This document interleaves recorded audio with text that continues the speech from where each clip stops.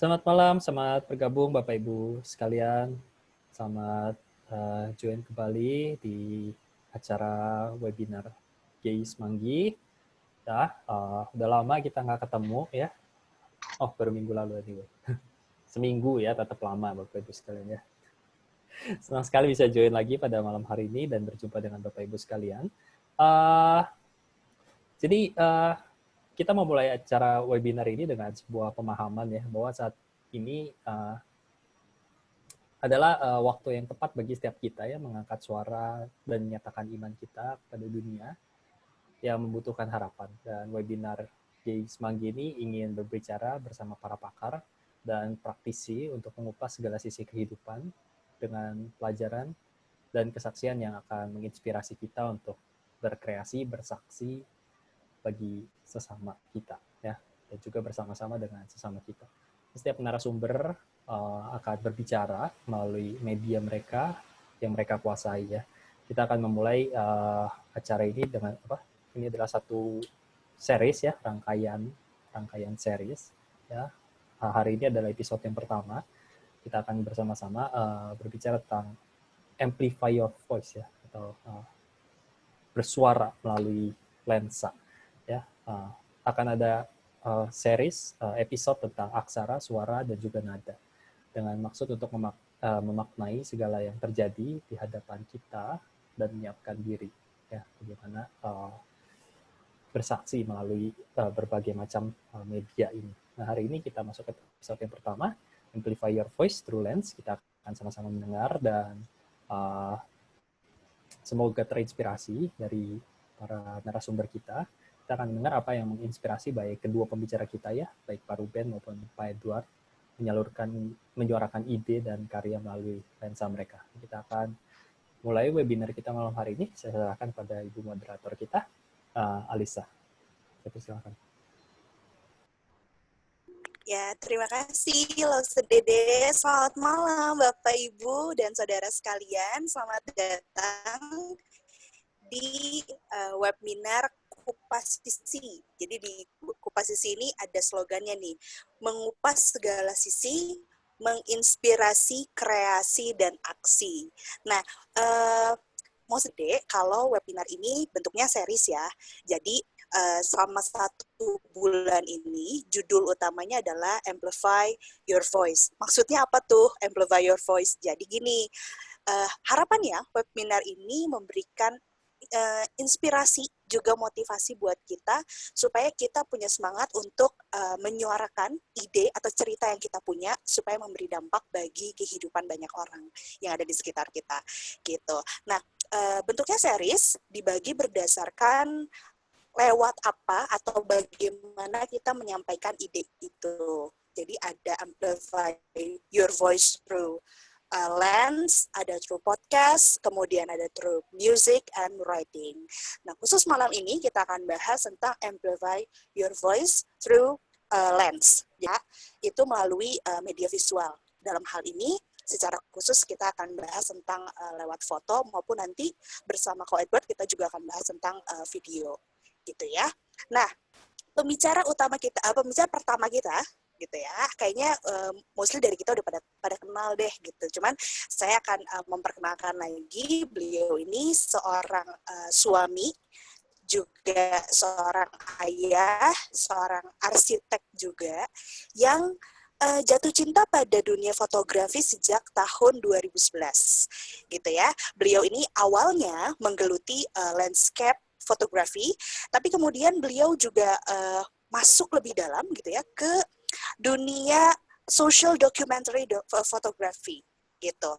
Dan tujuannya adalah karena beliau ini rindu untuk bercerita gitu ya, bercerita menyampaikan ide yang dapat menggugah orang lain. Nah, sebagai Leica Ambassador sejak tahun 2016, beliau ini aktif mengajar kelas workshop fotografi kepada audiens dari berbagai tempat. Beliau ini adalah Ko Ruben. Selamat malam, Ko Ruben. Malam. Nah, Ko Ruben, ini kan tadi disebutkan kalau Koko saya panggilnya Koko aja ya biar lebih akrab. Jadi tadi disebutkan bahwa Koko tuh masih aktif mengajar. Nah, kalau dalam masa pandemi gini masih aktif mengajarkah atau Ya, gimana kok? ngajar beberapa kelas, most of sih sebenarnya kelas foto yang lebih ke arah bercerita. Wah, pas banget ya berarti dengan tema kita ya sekarang. Nah, saya penasaran nih kok. Mungkin dari kita semua juga beberapa dari kita penasaran. Koko ini kan akhirnya dari landscape fotografi itu ke arah social documentary fotografi. Jadi mengangkat cerita-cerita atau isu-isu atau fenomena sosial lewat sebuah foto. Nah, yang saya penasaran dulu nih di awal, itu mulainya adalah cerita dulu, ada cerita dulu baru cari foto yang mengekspresikan cerita tersebut, atau justru dari foto dulu, jadi nemu sesuatu kemudian difoto dan dari situ timbul cerita. Nah, bagaimana prosesnya mungkin bisa diceritakan kok? Oke, selamat malam semuanya. Cerita tentang foto dan cerita tentang cerita itu sendiri sebenarnya satu pertanyaan yang mana dulu telur ayam gitu. Kadang mulai dari ada yang bilang telur dulu, ada yang bilang ayam dulu. Sebenarnya itu dua hal yang satu sama lain terkait gitu ya. Tapi kedua-duanya memang kita mesti menguasai bagaimana teknik bercerita dan bagaimana kita mengendalikan lensa kita, gimana memotret gitu. Ibaratnya sekarang kita mau jadi pembalap gitu ya. Yang pertama kali harus bisa adalah belajar apa? Nyetir. Nggak mungkin kan pembalap nggak bisa nyetir kan. Jadi as simple as begitu gitu. Kalau mau bercerita harus tahu cara berceritanya. Kalau mau motret harus tahu cara motretnya gitu ya. Saya coba share screen ya. Oke, hold on.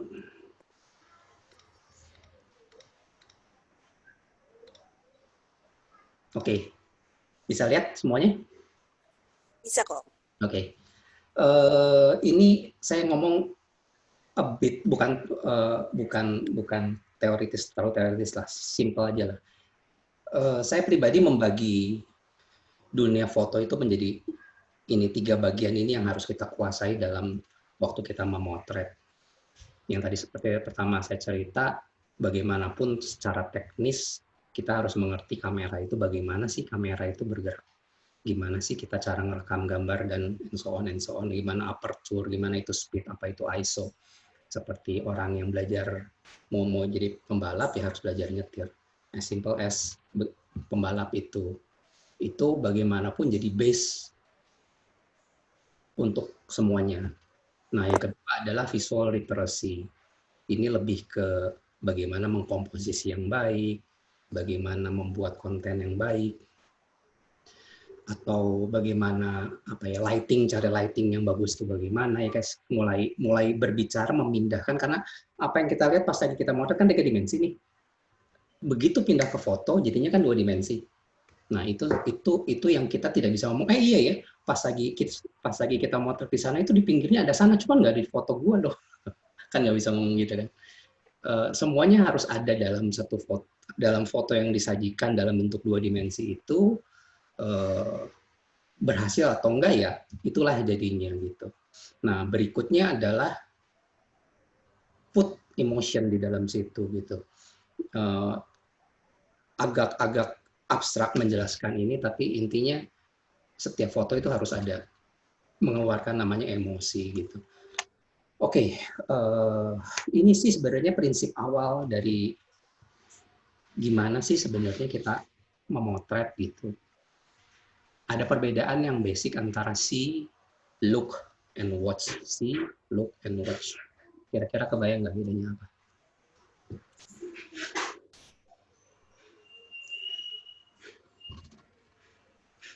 I see a car, I look a car, I watch a car. Gitu. Ini tuh spektrum dari kiri ke kanan. Ini spektrum kedalaman orang melihat sesuatu.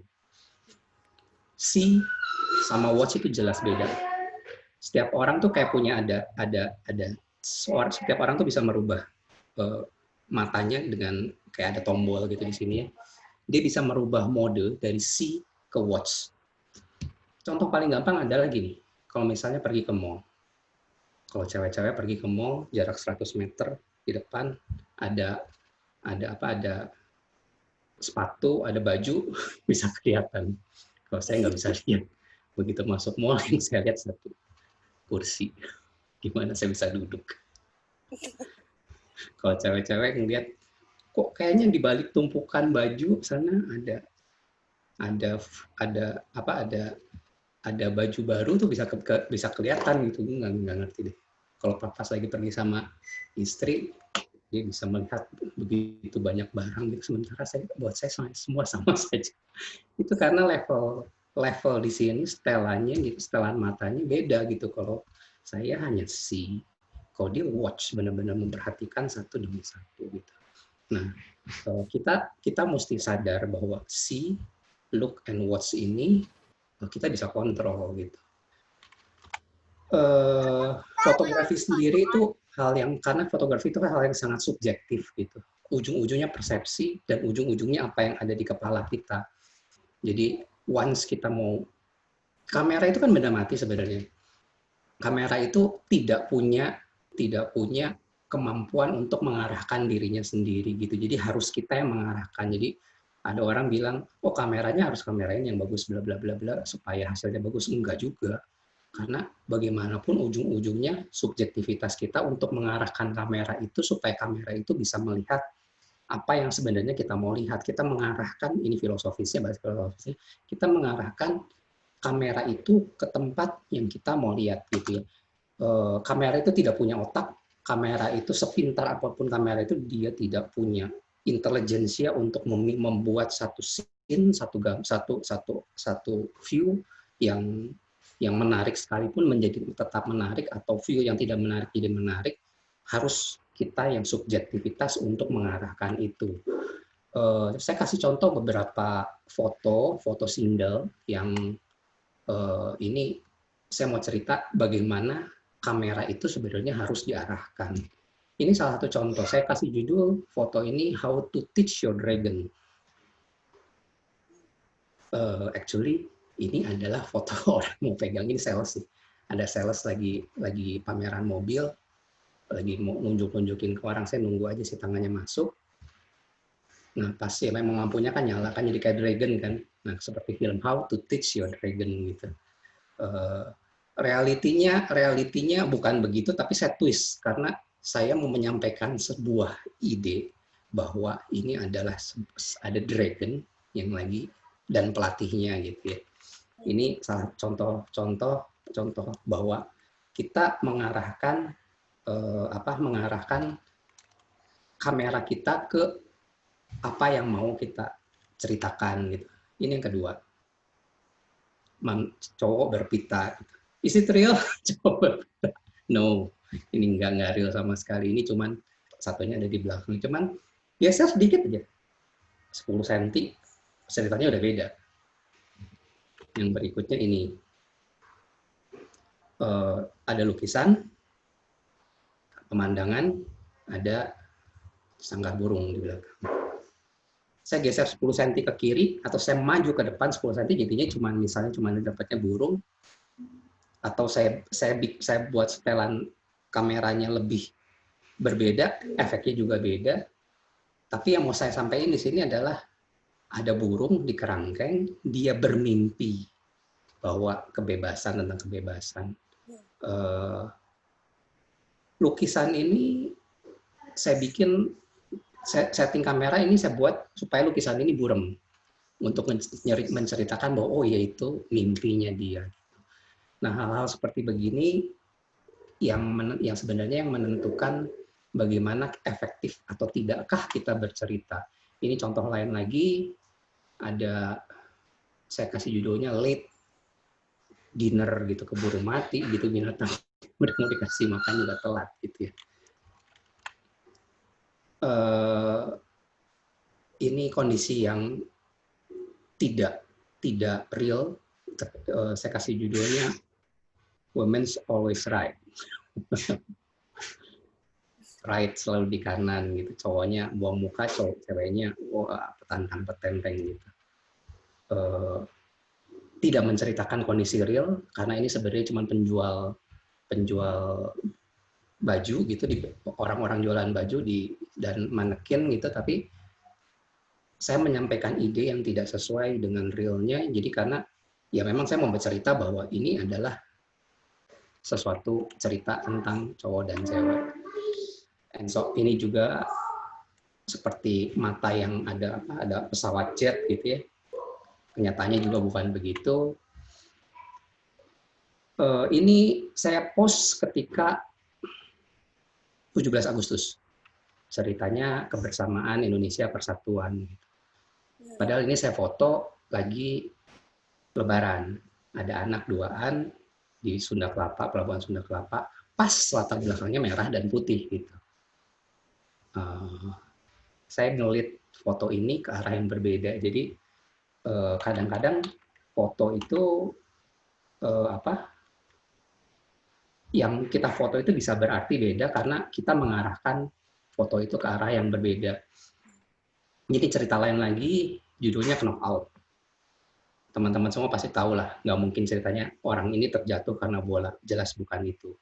Jelas ini bola mantul, saya memang menunggu di situ, nunggu waktu cukup lama untuk dapat sesuatu lah gitu ya.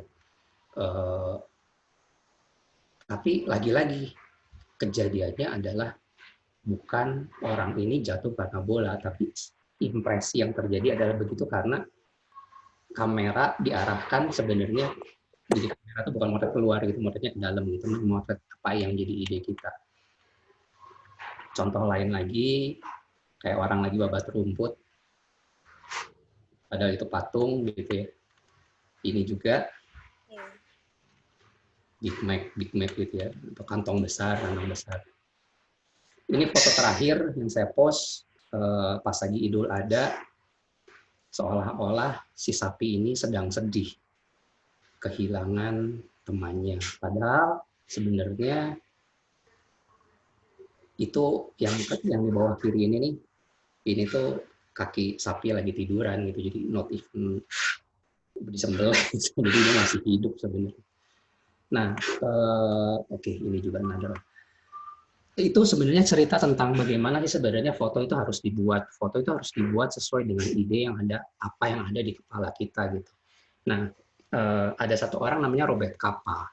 Robert Capa ini bilang, if your picture are not good enough, you are not close enough gitu. Close di sini bukan berarti dekat, benar dekat dalam arti fisik gitu. Bisa juga karena dekat karena arti fisik, tapi juga bisa berarti kita tidak memahami apa yang mau kita potret pertama. Yang kedua, kita tidak tahu kita mau bercerita apa. Jadi kalau kita nggak tahu kita mau cerita apa, close enough to our stories, ya your picture are not good gitu. Atau kita tidak memahami foto cerita yang ada di depan kita, ya your picture are not good enough gitu. Nah, menjawab pertanyaan Al tadi, mana yang duluan sih? Cerita dulu atau foto dulu? Ya saya jawab, ya bisa. Itu kayak telur dan ayam gitu. Mana yang duluan ya? Ini ada satu cerita. Ini cerita pas lagi kita pergi ke Kapan, pas lagi mission trip ke Kapan. Ada cerita tentang satu anak. Anaknya namanya Maria. Pendekatan yang saya lakukan di sini adalah memang saya mencari satu anak untuk jadi subjek foto, dan untuk dapat anak yang pas, saya harus harus tahu anak itu ada cerita. Jadi hari-hari awal saya habiskan untuk sorting siapa ya anak yang ada cerita yang bisa diangkat. Setelah melihat beberapa saat, memilih, dapat info, akhirnya dipilihlah anak ini namanya Maria. Kami datangi anak ini beberapa kali, mencari info, dan dari info yang ada kita ngejar fotonya.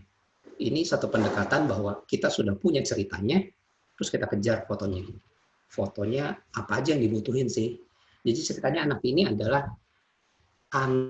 dia tuh anak kedua dari sebuah keluarga yang keluarga petani di satu pelosok desa yang namanya desa apa lupa apa ya, desanya namanya apa ya, Al juga ada di sana. Sebot, Desa Sebot. Sebot namanya, desa Sebot. Di desa itu tinggal keluarga ini agak unik karena dia tinggal hanya bersama ibunya, papanya nggak tahu kemana, bapaknya nggak tahu kemana. Dia punya di rumah itu juga tinggal kakek dan neneknya. Kakaknya dia tinggal di tempat lain. Ada cerita di baliknya. Nah, ini desanya. Desa kita harus jalan kira-kira berapa ya? 1,5 jam, 2 jam gitu untuk sampai ke desa ini dari tempat kita pelayanan. Ini anggota keluarganya, kakek, nenek, si ibunya, dan Maria. Nah, keluarga ini ya sangat sederhana. Kakeknya jalan harus pakai tongkat, neneknya buta gitu ya. Nah, ada cerita di baliknya yang bilang bahwa si ibunya ini ternyata pernah KDRT pas lagi dalam pernikahannya, kemudian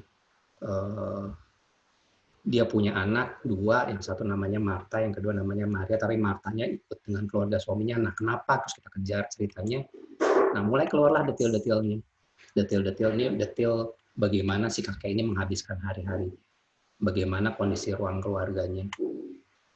Ini cerita tentang si nenek yang buta.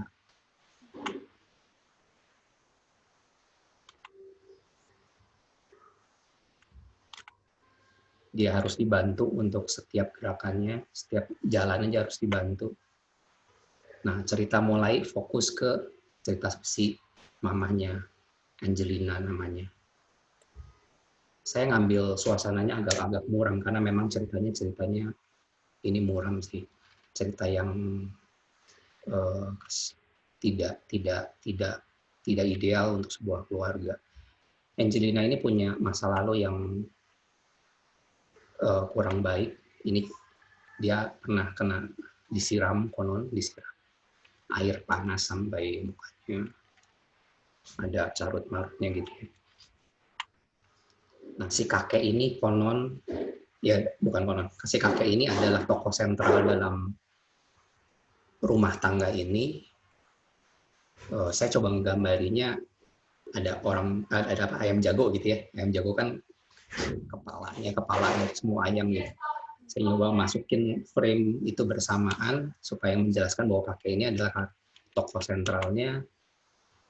Kakek ini juga dalam cerita saya ini, tanda kutip, adalah tokoh antagonis gitu, karena konon menurut cerita tetangga ada beberapa masa lalu gelap di si kakek ini. Jadi kakek ini juga melakukan KDRT ke anaknya dan juga ke cucunya.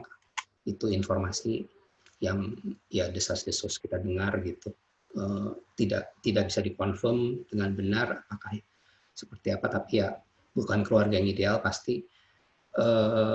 Ada beberapa orang ngomong juga ada terjadi hubungan yang tidak sepantasnya antara si kakek ini dengan si mamahnya. Saya coba gambarin di foto ini, lalu masuk tokoh sentralnya Maria.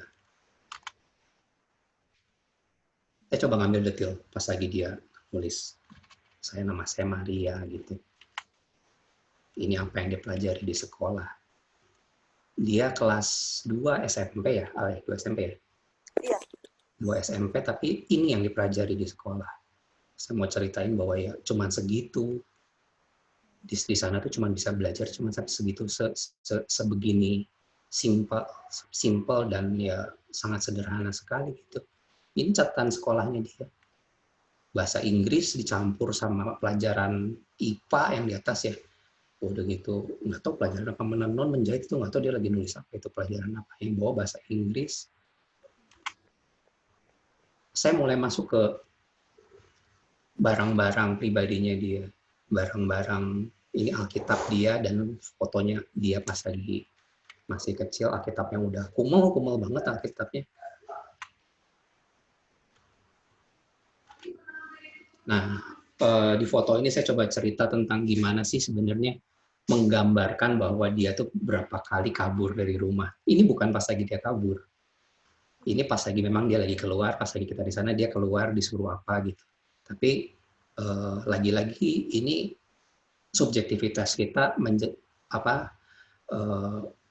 berperan sangat penting ketika menjelaskan sebuah foto. Ini foto ini seolah-olah dia kabur, tapi bukan kabur. Salah satu tim mission trip, tim dari tim misi yang mendoakan nih Stella. Nah, kalau dilihat teman-teman lihat dari depan, saya mulai cerita latar belakang keluarganya. Ini dari depan sini, latar belakang keluarga. Saya mulai proses deskripsi satu demi satu demi satu. Gimana ibunya yang tadi ya, gimana si kakek, gimana mulai masuk ke Maria. Nah, di belakang biasanya saya buat closing adalah bagaimana dia bangkit. Nah, ini mulai Maria, oh ya, dia ini program, kebetulan program judul besar tim misi adalah berakar, bertumbuh, berbuah. Jadi saya potret Maria ketika ada di sebuah pohon yang akarnya besar, gitu. Jadi dia sedang berakar dan bertumbuh. Berikutnya adalah foto-foto, oh ya dia lagi mau belajar. Nah, closingnya adalah, oh ya, semuanya karena kita sudah ditebus oleh Tuhan. Kira-kira ini satu proses ketika kita sudah punya cerita dan kita cari sebenarnya frame apa yang cocok untuk cerita itu gitu. Oke, itu cara pertamanya. Ada pertanyaan nggak, Al? Kalau ada pertanyaan silahkan. Oke. Oh ya, untuk Bapak, Ibu, dan saudara sekalian yang mau bertanya, silahkan taruh atau catat pertanyaannya di kolom chat ya. Nanti bagi yang terpilih akan dijawab pertanyaannya sama Ko Ruben. Nah, kok kalau aku sendiri sih melihat tadi prosesnya sampai sini ya. Kalau Maria ini kan berarti dia justru berangkat dari sebuah cerita ya. Betul. Iya kan? Jadi Koko ada project, kemudian projectnya ini mau mengangkat cerita anak di sana, akhirnya terpilihlah Maria, dan akhirnya ke sana, ke rumah dia, mencari foto-foto yang mendukung cerita dari Koko, kayak gitu kan. Nah, ada nggak kok project yang justru berawal dari foto? Jadi mungkin Koko nggak punya cerita sebelumnya tentang itu. Jadi bukan tanpa sengaja ya, tapi mungkin awalnya memang nggak ada niat untuk buat cerita, tapi ternyata foto ini menceritakan sesuatu gitu. Ada pengalaman itu nggak kok? Oke. Saya bawain dua project series nih kali buat malam ini. Karena waktunya cukup singkat, saya bawa dua aja ya. Seri kedua ini cerita tentang sebenarnya satu project yang tidak disengaja sih. Jadi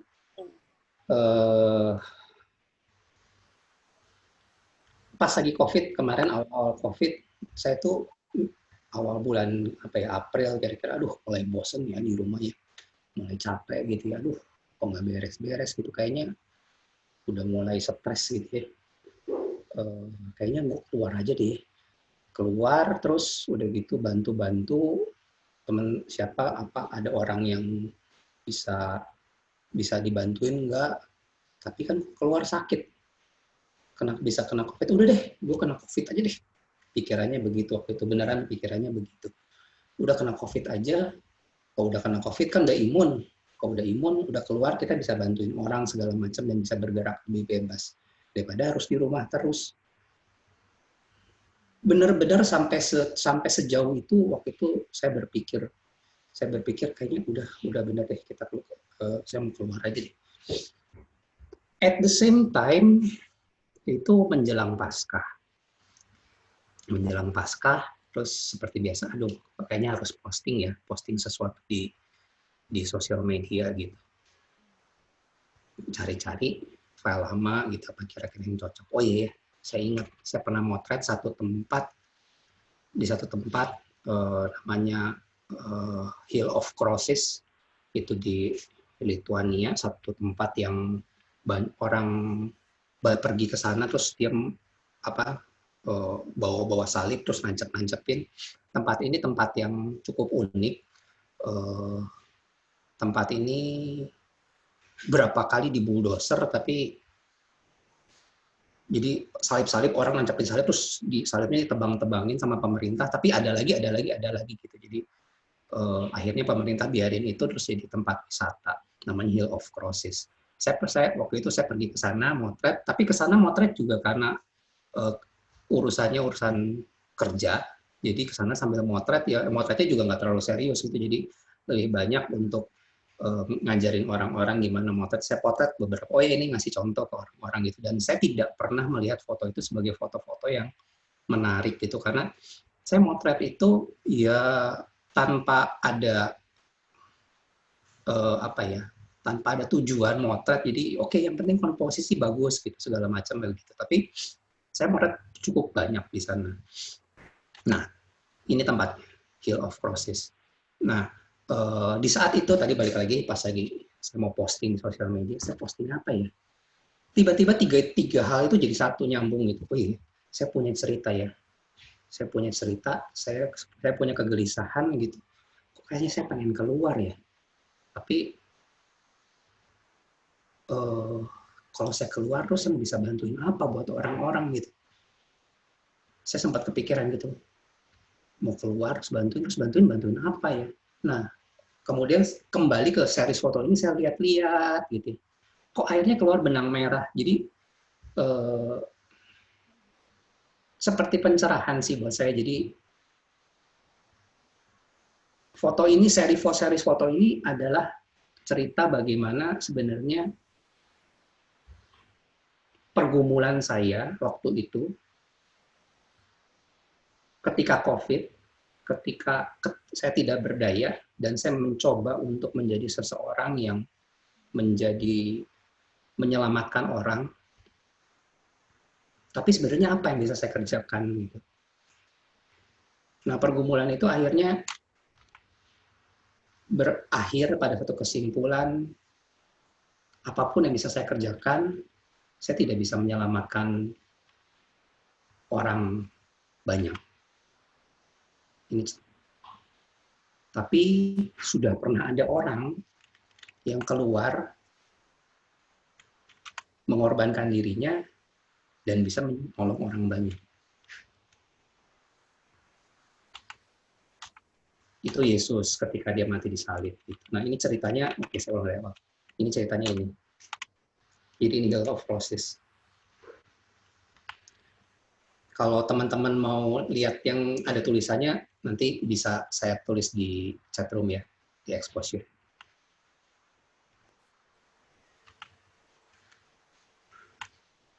Oke, kok.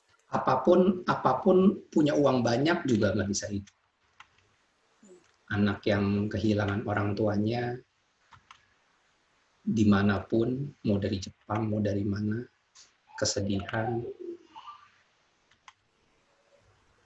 nggak ada yang bisa. Ini selamat. Apakah saya, ini foto ini menjelaskan, apakah saya yang sebenarnya bisa menyelamatkan?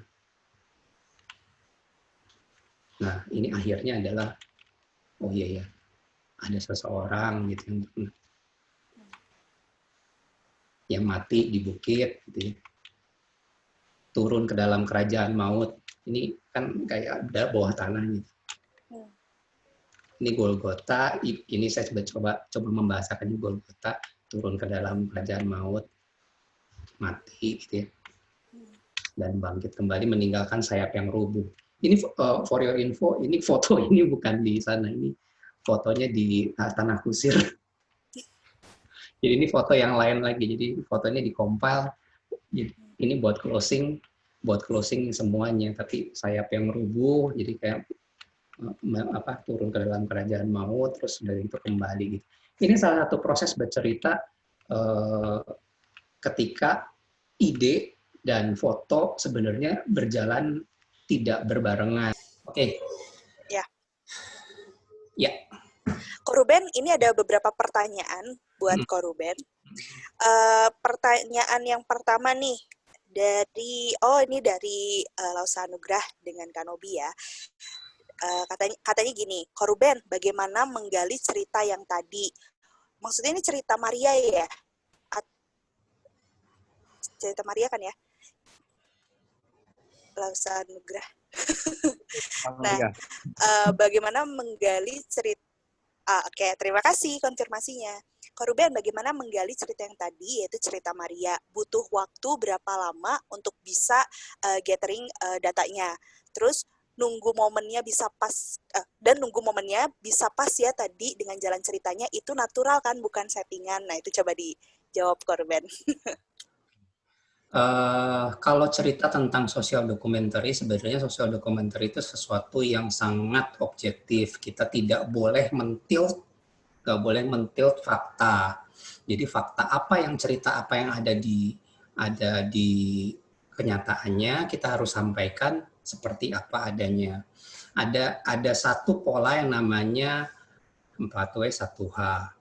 What, why, who, and how gitu ya. What, where, when, who, and how. Gitu, 4W1H itu cerita. Jadi harus menjawab di satu cerita tuh harus bisa menjawab itu. Di mana kejadian itu berlangsung, siapakah orang itu, ceritanya apa, dari seluruh cerita itu harus menjelaskan itu semua. Nah, itu sebenarnya panduannya dari situ. Siapakah Maria itu, ada cerita apakah di Maria itu, dia di mana, keluarganya seperti apa, kenapa dia begitu. Nah, itu sebenarnya yang jadi panduan awal untuk mencari informasi-informasi yang kita butuhin. Informasinya dapatnya gimana? Ya tanya, datang sana, tanya satu-satu. Yang waktu itu dilakuin adalah datang ke sana, ngobrol sama lingkungan itu, ngobrol sama kakeknya, ngobrol sama ibunya, ngobrol sama anaknya sendiri. Meskipun waktu itu saya tidak berhasil ngobrol sama anaknya, jadi saya minta tolong teman-teman yang lain untuk ngobrol. Tapi ya semua dikumpulkan satu demi satu. Kebetulan kita punya beberapa hari, jadi saya bisa kembali lagi ke sana untuk mendapatkan frame yang kurang. Kadang-kadang kita tidak punya kemewahan seperti itu. Kadang-kadang kita cuma punya satu kali kesempatan, ya itu memang akhirnya ujung-ujungnya ya faktor luck, faktor kematangan di lapangan, banyak faktor-faktor yang di luar kita yang berperan gitu, dan faktor jam terbang sih sebenarnya yang paling penting sih. Bisa menebak sebenarnya apa sih yang faktor-faktor yang penting dalam elemen-elemen yang penting yang akan bercerita di foto kita gitu sih. Lagi-lagi tapi social documentary itu, kalau tadi kan awal saya cerita foto-foto yang meaningnya ditweak gitu, nggak sesuai dengan realnya. Nah, kalau social documentary itu sifatnya adalah sangat-sangat objektif. Kita tidak boleh mentweak sama sekali kenyataan yang ada di lapangan.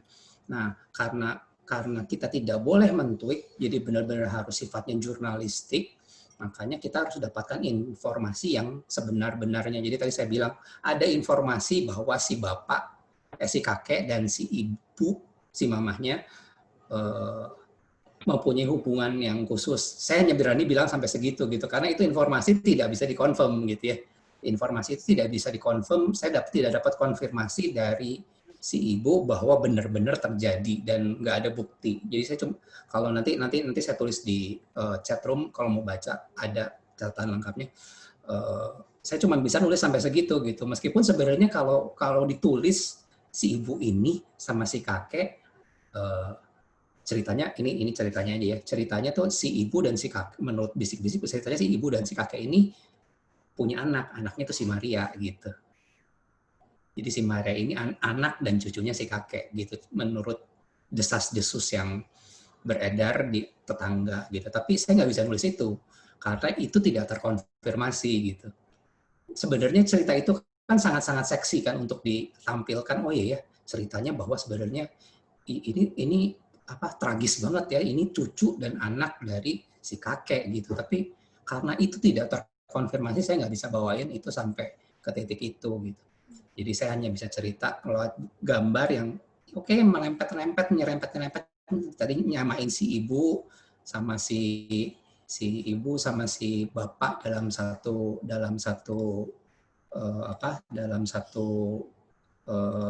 frame gitu ya. Tadi yang mana sih, sebentar.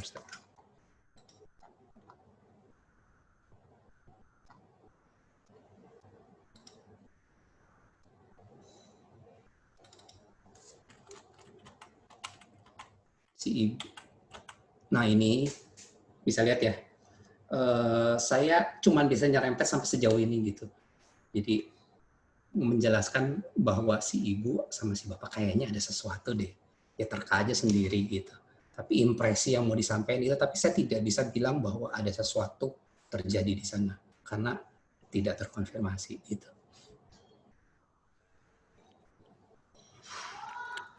Atau foto yang ini.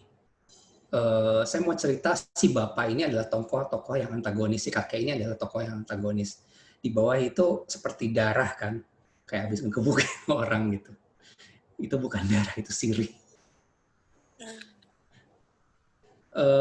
Saya mainin subjektivitas saya, tapi tetap objektif. Nggak ada yang salah dengan foto ini, tapi multitafsir, silahkan ditafsirkan gitu. Kebayang ya? Menjawab nggak? Bagaimana, Losa? Iya, Mas Anu? terima kasih. Oke, terima kasih. Oke, ada pertanyaan lagi dari Stefanus Wibisono Koruben. Katanya gini, halo Ko, mau tanya, bercerita lewat foto dengan subjek fotonya orang, kapankah perlu minta izin ke orang itu? Dan kapan nggak perlu? Dan apakah minta izin baru foto atau foto dulu baru minta izin? Thank you, Ko. Oke, good question. Masing-masing ada keuntungannya. Foto ini saya potret tanpa minta izin. Tapi ada foto yang saya potret pas lagi minta izin ke dia. Foto ini juga saya ambil tanpa minta izin. Foto ini saya potret di depan si ibunya dan ibu ini tahu saya lagi motret. Keuntungan kita motret di Indonesia sebenarnya kita bisa di Indonesia tuh sebenarnya surga sih buat motret karena kita bisa motret orang dengan jarak sangat dekat dan orang tidak terganggu gitu. Orang Indonesia cenderung ramah. Coba kalau pergi ke luar negeri gitu, ke Hong Kong gitu motret orang. Saya pernah motret di Hong Kong dilempar sapu beneran. Saya pernah motret di beberapa negara barat, motret anak kecil di sana, mamahnya marah. Motret anak kecil di luar negeri, aduh, jangan coba-coba deh kalau dimarahin sama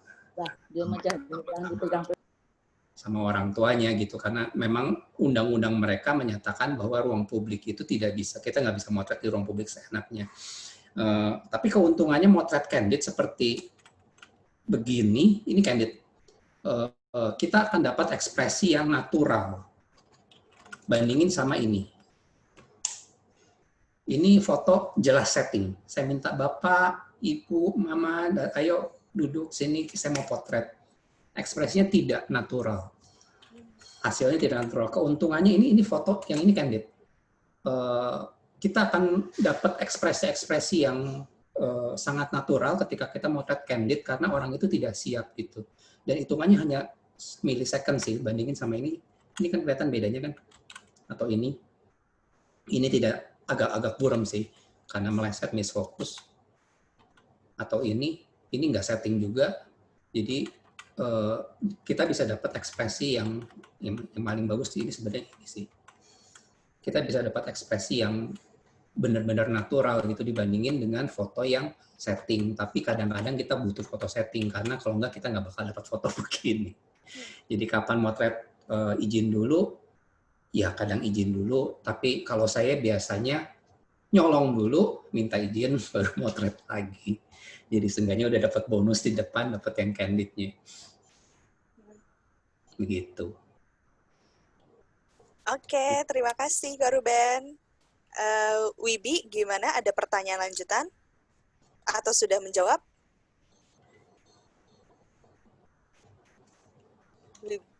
Wibinya sudah nggak ada ya?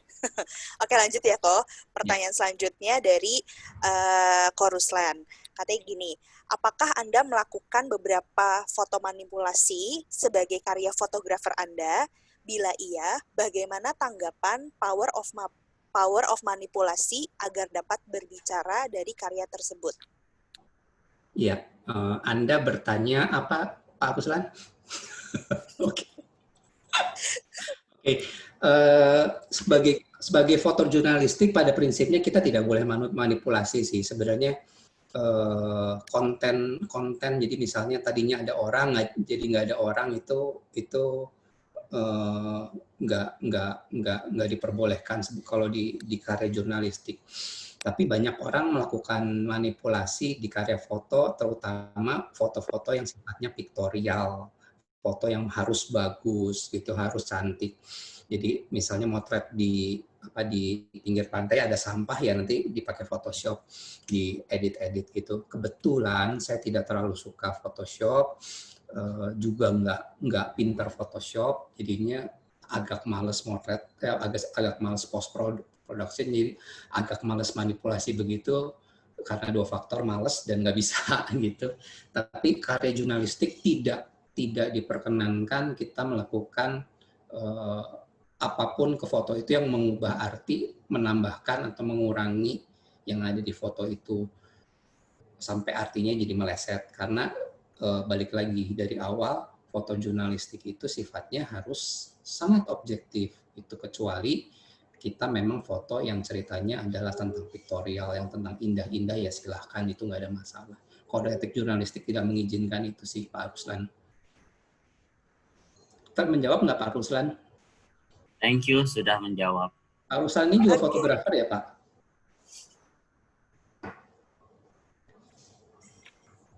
Masih apa? Oke. Oke, silakan ada lagi yang mau bertanya, silakan ketik pertanyaannya di kolom chat.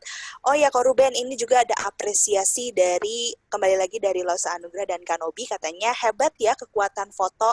Aku langsung bisa dibawa ke suasana, ruang, dan waktu, serta atmosfer keluarga tersebut. Keren pisan, si Ko Ruben, katanya gitu. Ya, sebenarnya itu dia sebenarnya series webinar ini lewat foto. Nanti kan kita punya beberapa series nih. Di ide besarnya adalah gimana kita bisa bercerita melalui beberapa media, adalah masing-masing dari kita punya talent, punya feeling yang berbeda. Ada yang lebih suka bernyanyi, ada yang suka ngomong, ada yang suka nulis, ada yang suka bercerita lewat visual gitu. Nah, sebenarnya kalau kita bisa bercerita dengan efektif, kalau dalam hal ini dalam foto, sebenarnya kita bisa cerita banyak sekali hal gitu. Di foto ini, di series cerita yang Maria ini, saya ada beberapa foto yang sebenarnya nggak saya sertain di sini. Itu tuh kalau ditarik ke foto singles itu bisa cerita tentang banyak hal sih. Salah satunya tapi foto ini nih. Ini foto simple, foto yang nggak susah sama sekali. Ini foto apa adanya, tidak di crop, tidak dirubah apapun, apa adanya, benar-benar apa adanya. Ini menggambarkan satu emosi yang tadi saya cerita soal emosi. Apa ya namanya? berat sekali gitu hidup di sana gitu, temboknya begitu, rumahnya begitu, terus si kakeknya ini kayak lagi pegang kepala gitu, kayak lagi susah sekali. Ya memang dia lagi sakit sih waktu itu.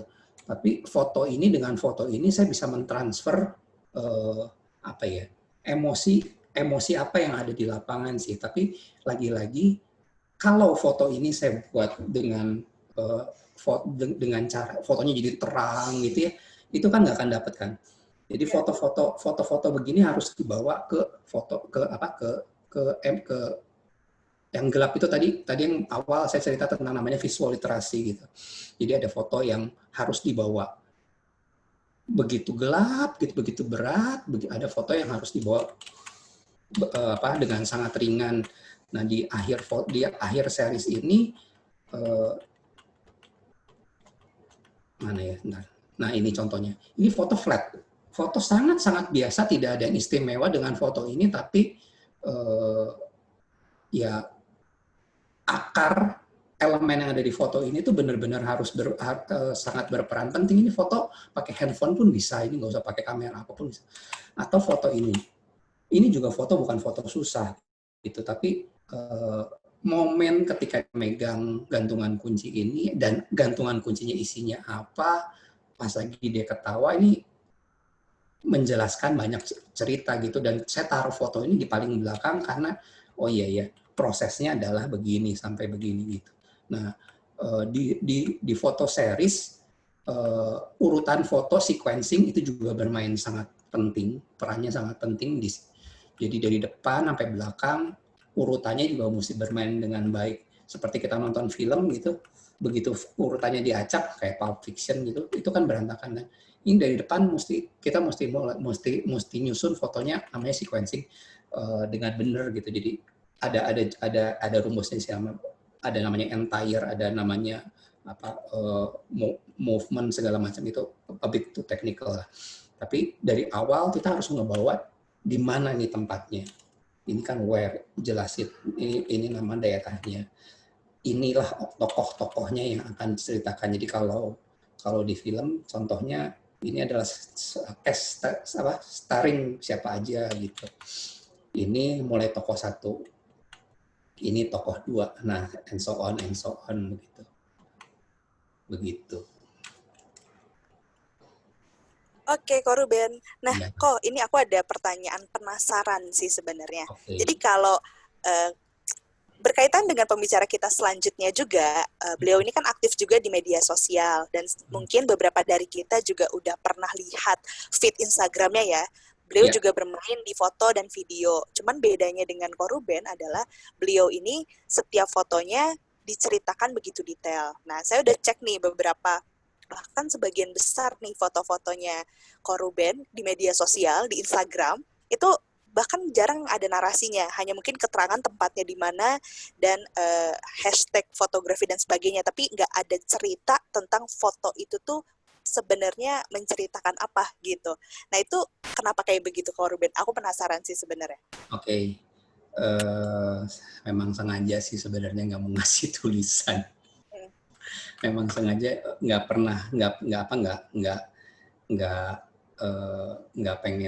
pengen cerita gitu, jadi biar orang menebak-nebak. Buat saya foto yang ada di media sosial saya itu ya orang silahkan lihat, terus ya silahkan ditafsirkan sendiri. Kalau mereka tahu ketemu ya syukur, kalau nggak ketemu ya nggak apa-apa gitu. Tapi belakangan memang saya mencoba lebih terbuka dan lebih mencoba untuk cerita supaya orang bisa tahu apa yang saya ceritakan sih. Awalnya saya tidak memberikan narasi sama sekali, karena saya pikir ya sudah, itu adalah cerita saya. Kalau orang mau ngerti silahkan mengerti, kalau nggak ngerti juga nggak apa-apa gitu sih sebenarnya. Tapi belakangan memang saya agak berubah, saya mulai coba belajar bercerita. Saya juga belajar menulis belakangan, ya sekaligus latihan menulis. Oke, terima kasih Ko Ruben. Nah, berakhirnya pertanyaan saya terakhir itu menutup sesi 1 bersama Ko Ruben. Nah, sekarang kita masuk sesi 2, kita akan berbincang dengan pembicara selanjutnya. Buat teman-teman, aturannya masih sama, kalau mau bertanya silahkan ketik pertanyaannya di kolom chat. Nah, izinkan saya untuk memperkenalkan dulu sedikit tentang pembicara kita yang kedua. Beliau ini adalah seorang creative director, juga fotografer, kemudian juga filmmaker, entrepreneur, dan juga penulis.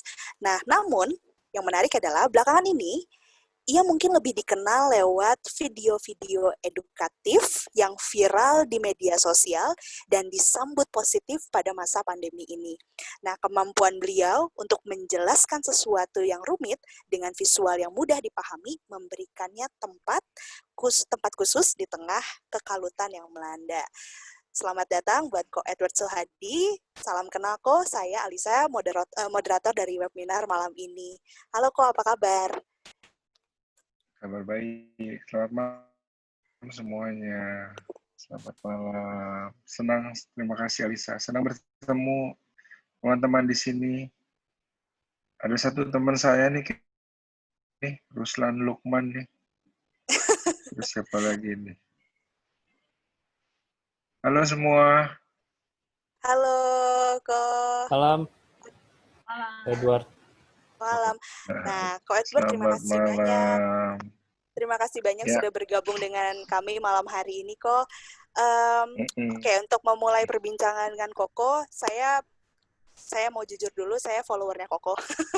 Dan banyak sekali video-video yang sangat menginspirasi saya, terutama tentang momentum. Yang waktu itu fotonya Koko lagi narik apa tuh, TRX ya, Ko ya? Nah, itu terus di situ Koko cerita bahwa pentingnya sebuah momentum. Iya. Nah, Itu salah satu kunci kehidupan, momentum. Saya penasaran nih Ko, maksudnya gini, yang saya perhatikan khususnya dari Instagram ya, banyak foto-foto yang Koko angkat itu lahir dari ya apa yang Koko jalani setiap hari gitu. Nah, saya penasaran apa yang memotivasi Koko pada awalnya sampai akhirnya oh iya ini gue jalanin sehari-hari, gue nikmatin, gue maknai, dan gue mau sharing tentang hal ini gitu. Dan bagaimana juga prosesnya sampai kalau saya secara pribadi saya dapat banget gitu pesannya, walaupun kayaknya kalau bukan kayak gitu penyampaiannya mungkin saya nggak akan ngerti. Nah, mungkin boleh dijelaskan kok gimana prosesnya dari awal, apa yang memotivasi sampai prosesnya sharing tentang apa yang sebenarnya sederhana tapi ternyata sepenting itu gitu dalam kehidupan. Ya, sebetulnya yang salah satu hal paling penting dalam hidup itu komunikasi ya, kalau aku bilang. Cuman seringkali namanya komunikasi itu sering kehilangan nilai karena kalau saya sebut komunikasi, teman-teman kebayangnya apa? Nama jurusan bukan di perguruan tinggi. Kebanyakan gitu ya. Nama jurusan di perguruan tinggi, jadi kayak kata yang jauh gitu, kata yang jauh dan yang kayak sebuah kata di sebuah lembaran depan skripsi gitu ya, kayak formal banget. Padahal kunci kehidupan itu komunikasi, di mana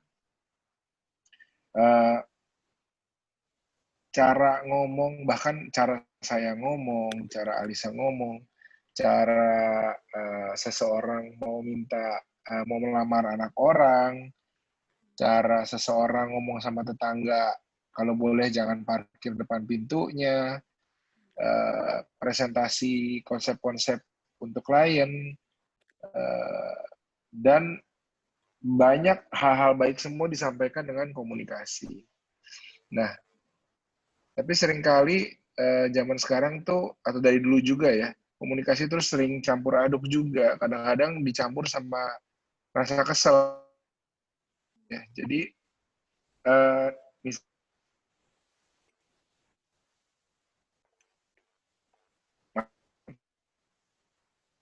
kita susah itu ya. Kan tujuan utamanya sebetulnya bukan marah, tujuan utamanya supaya dia tidak melakukan itu lagi gitu.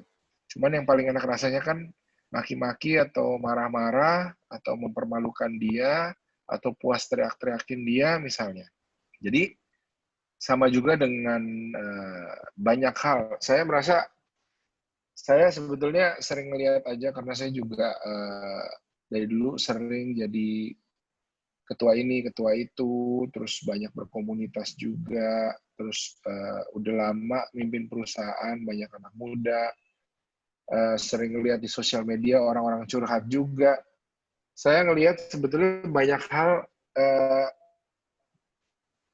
sebetulnya nggak perlu terjadi atau banyak hal tuh sebetulnya bisa dilewati dengan mudah asal cara pikirnya dirubah. Nah, cuman merubah cara pikir orang kan susah, apalagi zaman sekarang yang paling gampang orang lakukan adalah tersinggung. Bener nggak, Alisa? Ya, orang gampang banget tersinggung zaman sekarang. Jadi kalau dibilangin caranya tidak tepat, pesannya nggak nyampe, tapi malah tersinggung. Gitu. Jadi mungkin beririsan juga. Saya beruntung beririsan, saya jadi creative director iklan, advertising, komunikasi yang kerjanya tuh menyampaikan sesuatu. Jadi seringkali klien datang dengan sebuah masalah komunikasi, apakah itu mau jual barang, apakah itu kalah secara dari kompetitor, apakah macam-macam deh. Nah, saya berkesempatan tiap hari demi hari dilatih untuk melihat sebuah masalah tuh jernih. Terus ngelihat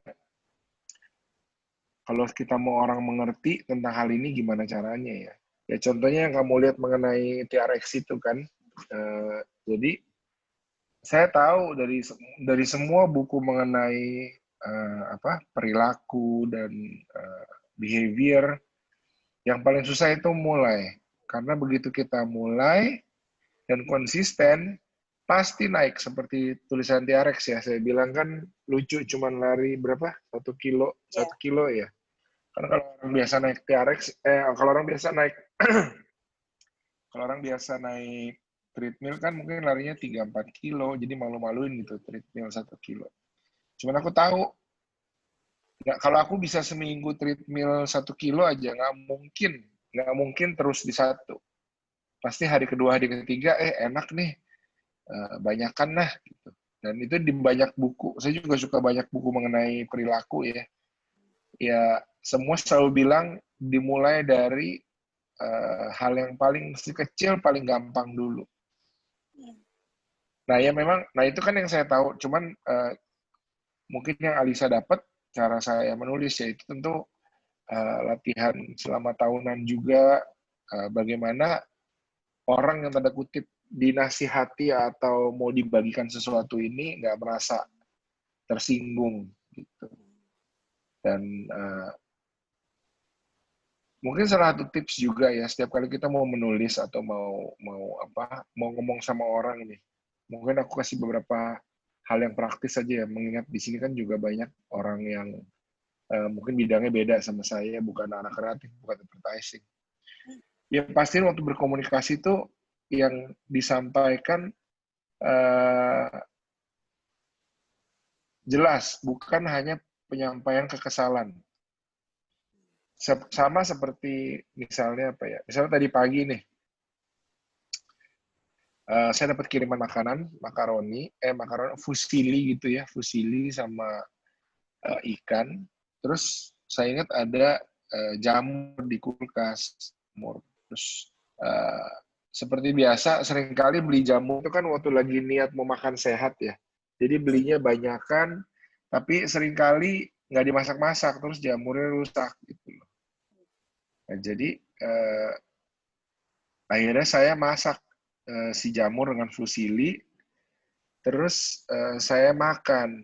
Nah, waktu saya makan, istri saya lewat ngelihat bungkus jamur yang habis, terus dia bilang, ya dihabisin ya, gitu. Soal jamur. Nah, saya refleksnya rada nggak seneng karena saya tahu dia yang sering belanja jamur tapi jarang dia masak sampai rusak.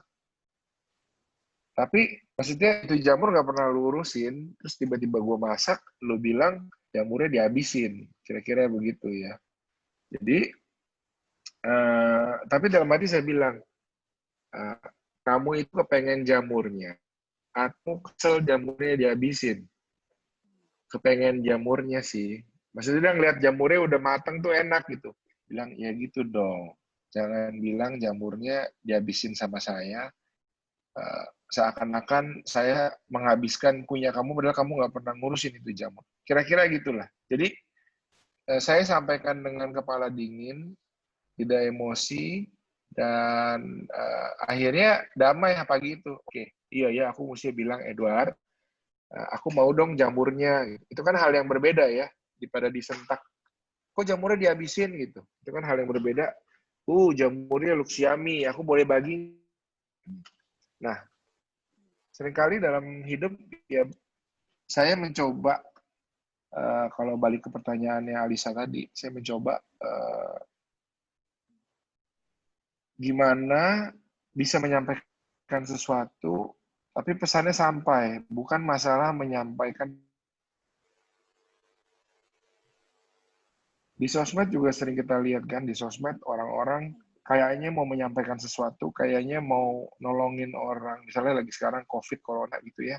Tapi seringkali kalau teman-teman baca, yang disampaikan itu bukan sebuah anjuran, tapi kekesalan. Contohnya, dia mau semua orang pakai masker, tapi disampaikannya, gue amat sih lu nggak tahu orang pada udah mati pakai masker, pakai apa susahnya sih, egois banget jadi orang.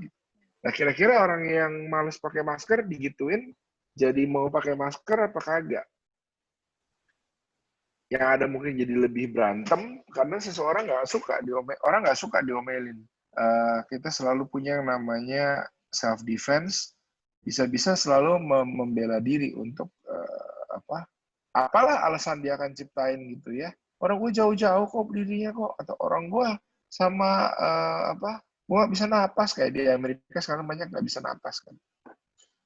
Jadi mungkin itu sedikit kali ya, aku kalau ngoceh kepanjangan nih. Mungkin itu sedikit bahwa saya ngelihat banyak orang bisa lebih happy, lebih bahagia, lebih bisa menerima dirinya sendiri kalau saja ada orang yang membantu membuka pikirannya. Nah, saya berharap, berusaha, paling nggak bisa menjadi salah satu orang itu. Ya misalnya kayak Alisa, yang kamu dapat apa dari posting momentum itu? Dan yang apa yang berubah dari diri kamu setelah baca momentum, setelah baca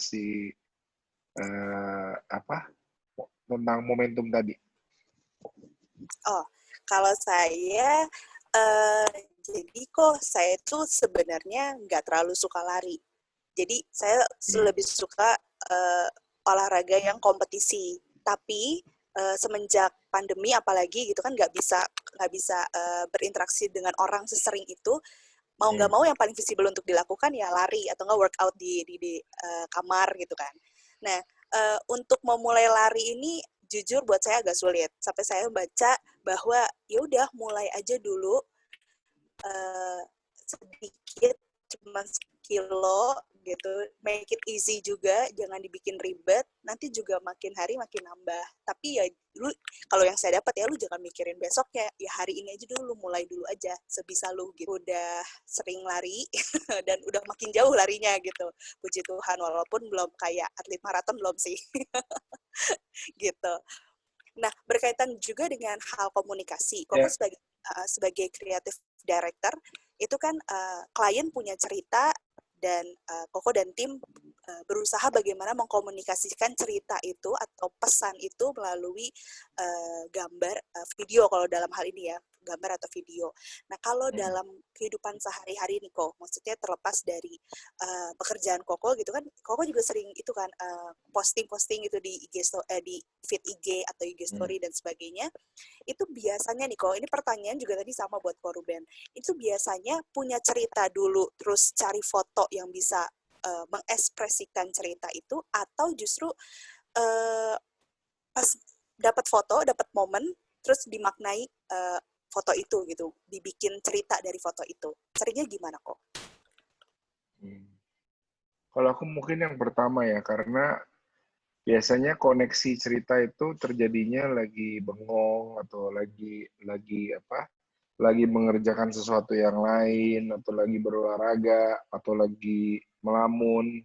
Jadi mungkin bedanya sama Ko Ruben, dia kan motret ya. Jadi dari sesuatu yang menarik dari motret ini dia maknai terus dia ceritain. Kalau aku mungkin terbalik ya. Seringkali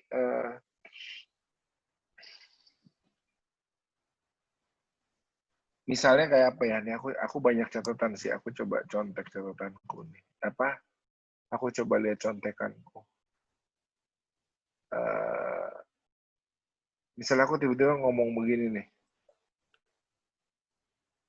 Orang nggak akan rajin matiin AC sampai dia sendiri yang bayar.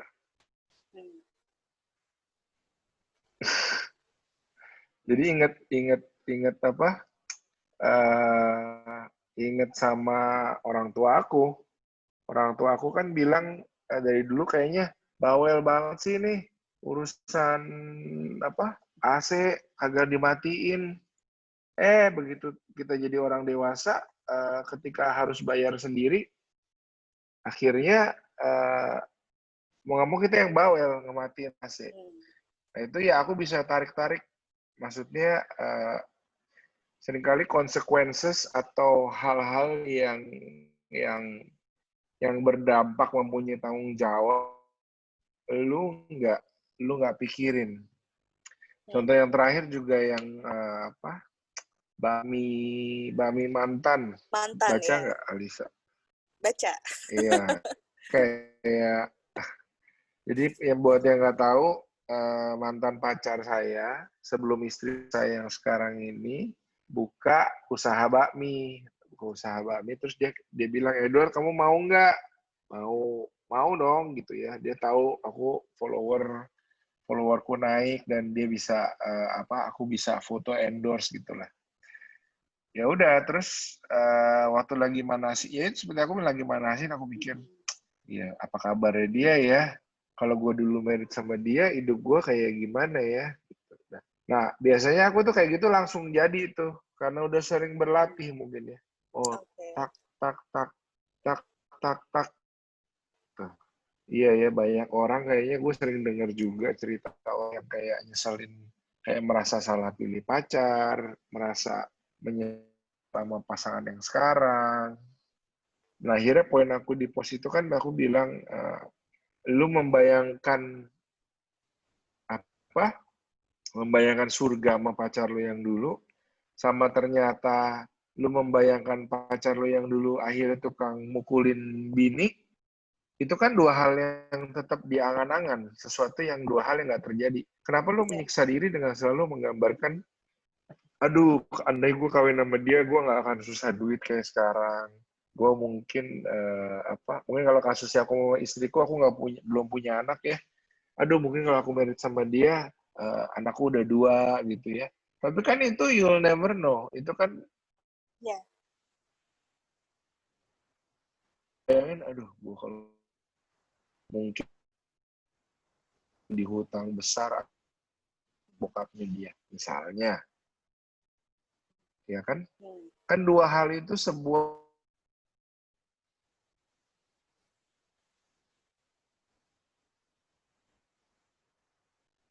kayak apa? Pernah Alisa, seringkali ide tuh banyak. Tak tak tak tak tak tak tak. Nih ya, lucu nih. Aku lagi parkir nih. Ke gym cari parkir yang paling deket, padahal di gym naik treadmill. Kan orang kalau mau ke gym lagi parkir di mall gitu kan? Iya. Berantem mau cari parkir, cari yang deket. Aduh kurang, deket lagi tuh ada yang lebih deket. Nah, jadi ke gym cari parkir paling deket, padahal begitu masuk gym kerjaan dia jalan di atas treadmill, kan lucu. Nah jadi ya kayak gini, kalau aku duduk depan keyboard udah pasti jadi satu tulisan. dia kayak pintu dam dibuka aja karena latihan bertahun-tahun ya. Iya. Oke, kok. Jadi Itu penting sih banget ya tadi kok. Jadi kalau penting pakai mesti latihan. Iya, iya. Berarti kalau untuk kasusnya Ko Edward lebih sering justru malah karena sudah ada cerita dalam kehidupan sehari-hari akhirnya diangkat gitu ya ke dalam dikomunikasikan melalui foto gitu kan ya. Nah, kok kami penasaran nih sama video viral waktu itu yang nasi selalu ada nasi dan telur ceplok. Telur ceplok. Itu bisa diceritakan kok cerita di balik nasi dan telur ceplok itu kok kepikiran untuk bikin video itu tuh awalnya kenapa tuh tujuannya? Aku lagi nyari videonya ini sebentar mana ya.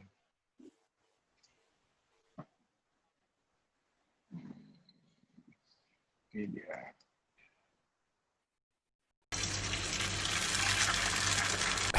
Nasi panas, telur ceplok sama kecap.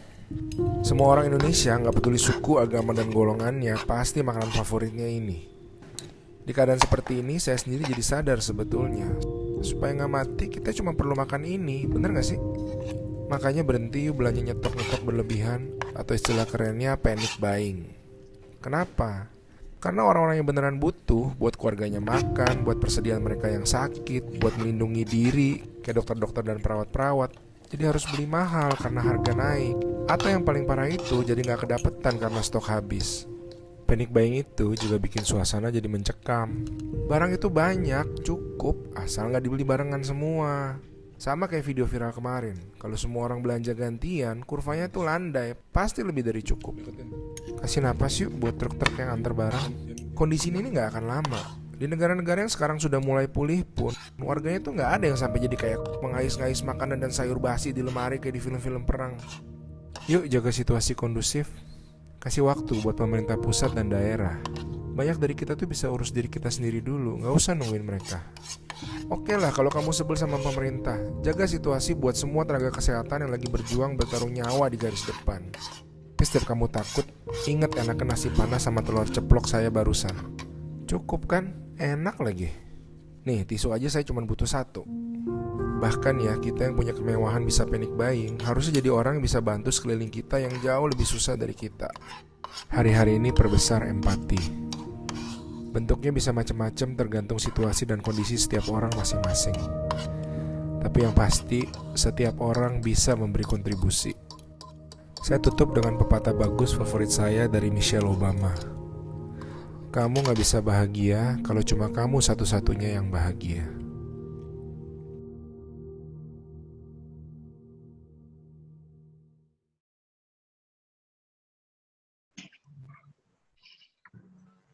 Idenya tentunya ya waktu itu ngelihat orang pada belanja berlebihan ya, terus sama seperti kata-kata saya tadi di awal, semua orang mau supaya orang nggak belanja, tapi dilakukan dengan marah-marah gitu kan. Woi, lu belanja bikin harga naik, tau gak lu? Pada egois ya, lu enak bisa belanja, bikin yang lain dong. Tapi kira-kira itu akan nyampe dan menggerakkan hati nggak? Kayaknya sih enggak. Jadi, nah makanya seperti saya bilang, mungkin saya beruntung di kerjaan saya itu mencari irisan-irisan gimana ya cara ngomong sama orang. Terus dapatlah sebuah, kalau kita bilangnya insight ya, kayak lampu menyala gitu ya. Tapi nasi sama telur tuh gampang banget bikinnya, murah banget, dan semua orang craving akan nasi telur itu gitu loh. Jadi, dan dari pengalaman saya ya saya tahu cara bikin menggiurkan tuh kasih lihat orang makan, terus ada bunyi piring, ada bunyi pakai lagu. Jadi saya ya jujur, that's the thing about virality ya, menjadi viral ya. Sebetulnya jujurnya kita tuh nggak bisa prediksi kerjaan kita tuh viral apa enggak, sejujur-jujurnya. Jadi waktu bikin itu pun saya hampir nggak posting karena waktu itu bilang sama istri saya, memang masih ada yang dengerin kayak ginian. Maksudnya kan obvious gitu ya mengenai telur, tapi pengalaman saya juga tahu kadang-kadang hal-hal sederhana bisa diterima dengan baik gitu. Itu aja sih akhirnya bikin nge-shoot sendiri. Kalau kita ingat itu kan di zaman-zaman awal pandemi ya, di mana masih orang-orang masih pada ketakutan banget tuh. Terus orang pada belanja gila-gilaan dan sebagainya. Cuman yang menyenangkan ya kayak bener-bener viral. Kayak ada teman bilang, gila gue sehari dapat 41 video lu katanya dari berbagai penjuru. Dari saudara, dari teman kerja, dari grup-grupnya dia, grup alumni. Senang lah, tapi dan kayaknya itu beneran memberi dampak sih. Dan ya lucu aja kadang-kadang kita bikin iklan ratusan juta, miliaran gitu ya, orang langsung lupa, tapi sesuatu yang di-shoot dengan handphone di atas meja makan bisa memberi dampak yang beneran, bahwa banyak orang akhirnya memikir ulang untuk belanja berlebihan. Gitu. Saya ingat kok di hari di mana video ini viral, ada beberapa teman kantor saya yang akhirnya membahas video ini kok. Yang mostly adalah ibu-ibu, dan mereka memang agak tanda kutip agak tersinggung justru dengan video itu. Mereka bilang gini, ya kali cuma makan telur, anak gue nggak bisa makan telur gitu lah pokoknya kayak ya kali cuma gini gitu. Jadi maksudnya justru hal yang coba dikomunikasikan dengan sangat sederhana, dengan nuansa yang baik pun bisa disalahartikan. Nah, ketika Koko berkarya nih gitu, pernah nggak sih kok misalnya secara langsung ada orang yang mengkritik dan bagaimana Koko menghadapi kritikan itu? Banyak sih orang mengkritik dan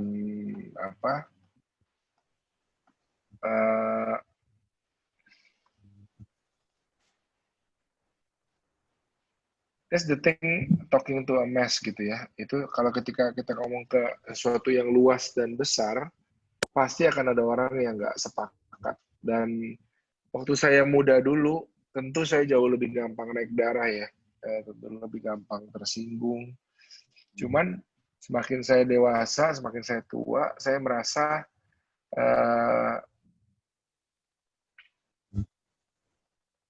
itu ya kayak bagian dari statistik aja. Ketika lu cerita sesuatu, semakin lu bagus, mungkin kalau dulu setengah orang nggak suka, sekarang yang nggak suka mungkin 40%, nanti lu makin jago nggak suka 30%.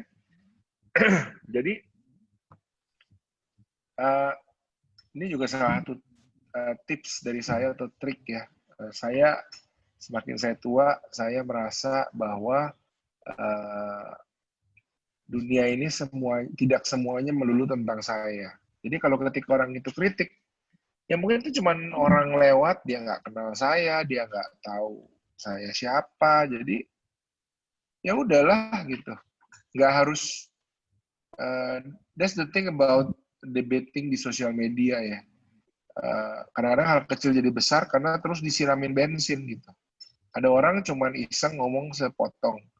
Kita nggak suka sebagai yang posting pertama, kita balas. Orang ini defensif juga kan, akhirnya dia balas tadinya cuma sekalimat, sekarang 2 alinea. Kita nggak tahan, kita balas lagi 3 alinea. Dan akhirnya orang-orang kerumunan yang nonton nimbrung, akhirnya jadi hal kecil jadi besar. Saya selalu bilang, cara mematikan sebuah pertengkaran adalah dengan mencekik dia dari udara, yaitu perhatian. Jadi dalam hidup juga ya, mungkin kayak cuman sebanyak orang kan egonya tinggi tentunya ya, nggak bisa bilang, oke men, gue yang salah, aku minta maaf ya, nanti besok aku nggak begitu lagi, selesai. Tapi tentu ya butuh latihan, butuh kedewasaan. Jadi intinya selalu akan ada orang yang nggak setuju, but it's okay. Bahkan saya pernah baca buku, dia bilang bagus deh. Dia bilang kalau lu nggak pernah punya musuh, berarti lu nggak pernah stand up for anything katanya. Maksudnya kalau lu berpendapat, kalau lu memang berpendapat, bukan hanya selalu di tengah, kalau lu berpendapat, pasti akan ada orang yang nggak suka dengan pendapat lu.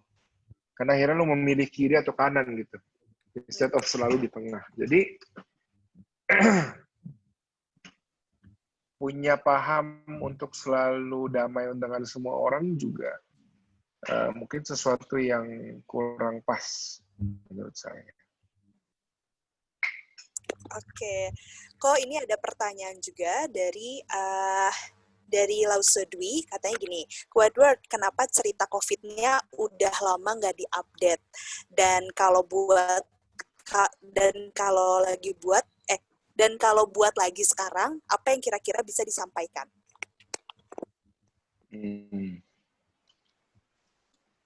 Oke.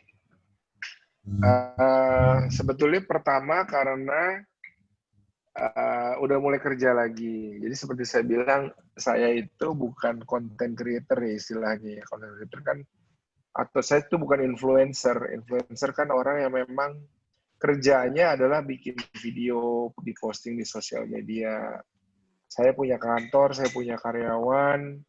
Jadi di beberapa bulan ini lumayan sibuk. Jadi belum sempat. Itu alasan pertama. Alasan kedua, mencari sudutnya lebih susah sekarang itu. Karena ketika dulu kan COVID baru mendarat nih. Jeger, semua orang di satu kubu nih. Oh ini berbahaya, kita takut stay at home. Gitu kan. Nah makin lama, makin kesini kan audiensnya makin terpecah nih. Ada yang bilang ini hoax, ya kan? Ada yang anti WHO. Ada yang benci banget sama pemerintah. Ada yang cuek banget. Ada yang cuek tapi mesti kerja. Ada yang dari kalangan dokter. Ada dari kalangan orang yang banyak orang yang dikasihinya meninggal. Jadi audiens itu banyak. Nah, ini lebih ke alasan kecil sih. Alasan pertamanya lebih ke saya sibuk. Alasan yang kedua tapi itu valid, sehingga saya kayak mikir, gue bikin apa ya yang berguna gitu. Kalau diributin orang sih kayaknya akan pasti diributin orang, cuman apa ya yang berguna?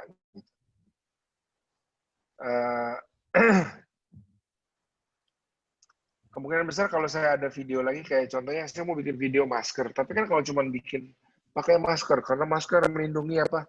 Semua orang juga udah pernah dengar gitu. Jadi kalaupun saya mau ngomong sesuatu tentang masker, harus sesuatu yang berbeda. Nah, itu belum sempat terlintas.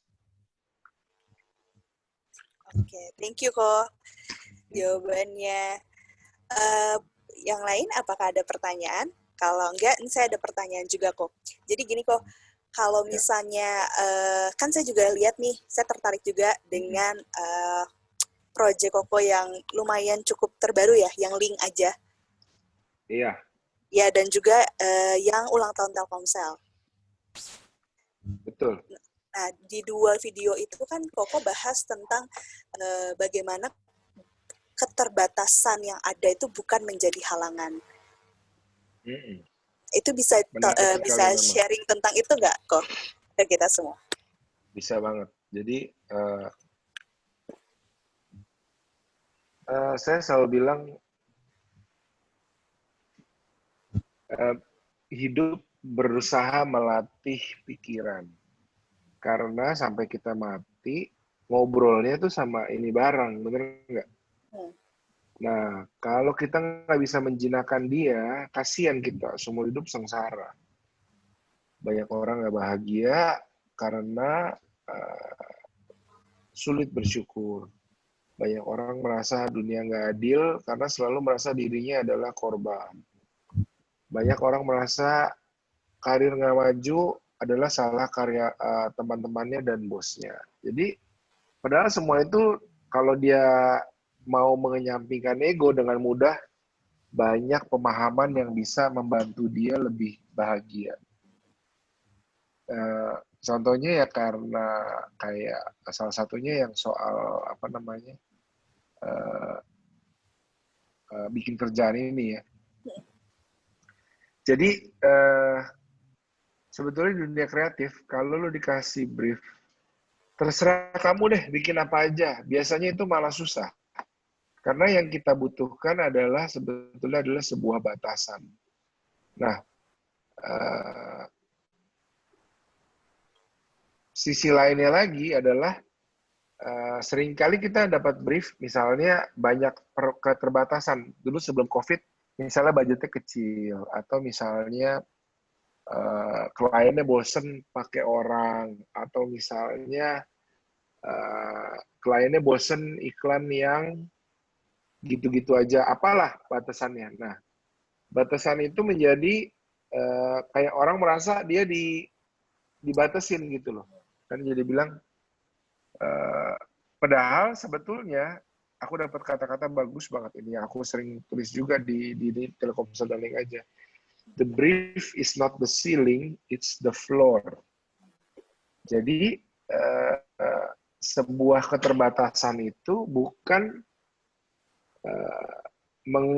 mengekang kamu, tapi justru dia bisa jadi lantai tempat kamu berdiri. Konteksnya gini, kalau teman-teman lihat yang Telkomsel kemarin kan iklan ini ya, aku putar boleh nggak? Boleh lah ya. Boleh. Aku kayaknya buka headphone-ku biar bisa denger deh. Halo, teman-teman bisa dengar? Bisa kok. Ya.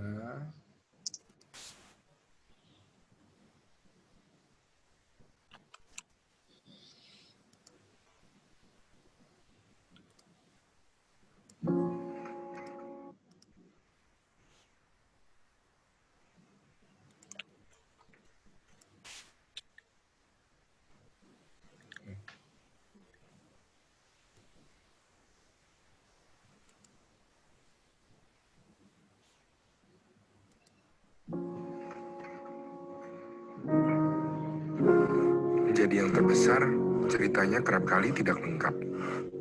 Karena segala sesuatu yang besar jarang diceritakan ketika dia masih kecil. Dan segala sesuatu yang kuat jarang diingat ketika dia mulai dari awal yang lemah. Menjadi yang terbesar seringkali disalahartikan. Bahwa besar itu artinya besar sendirian, seketika, dan dari dulu bertengger di atas tanah. Di Telkomsel, kami selalu berusaha untuk ingat bahwa kami menjadi yang terbesar semata-mata hanya karena ratusan juta pelanggan setia yang menggunakan kami di hidup mereka. Kami dipercaya semata-mata hanya karena ribuan mitra dan sahabat yang memberikan percaya mereka. Tahun demi tahun, hingga kini genap 25 tahun usia kami. Tanpa itu semua, tanpa semua kehidupan yang kini mengalir di nadi-nadi jaringan kami tidak lebih dari sebuah benda mati. Hanya diam, hanya sendiri, tidak berdering sama sekali. Semua teknologi dan infrastruktur terluas, tercanggih, dan terkini yang kami bangun hanyalah hidup jika ada kehidupan mengalir di dalamnya. Terima kasih karena sudah berbagi kehidupan kalian melalui menara-menara kami. Kami akan selalu ingat bahwa besar kami adalah karena kalian yang bertumbuh besar bersama kami. Dan maju kami adalah karena bangsa ini juga maju bersama kami. Dan itulah cerita bagaimana kami bisa sampai di hari ini. Dan mengapa kami akan terus berkarya hingga nanti.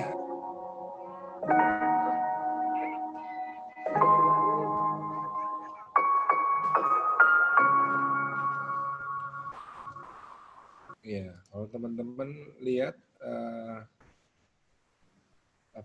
suka nggak? Mudah-mudahan ya. Suka.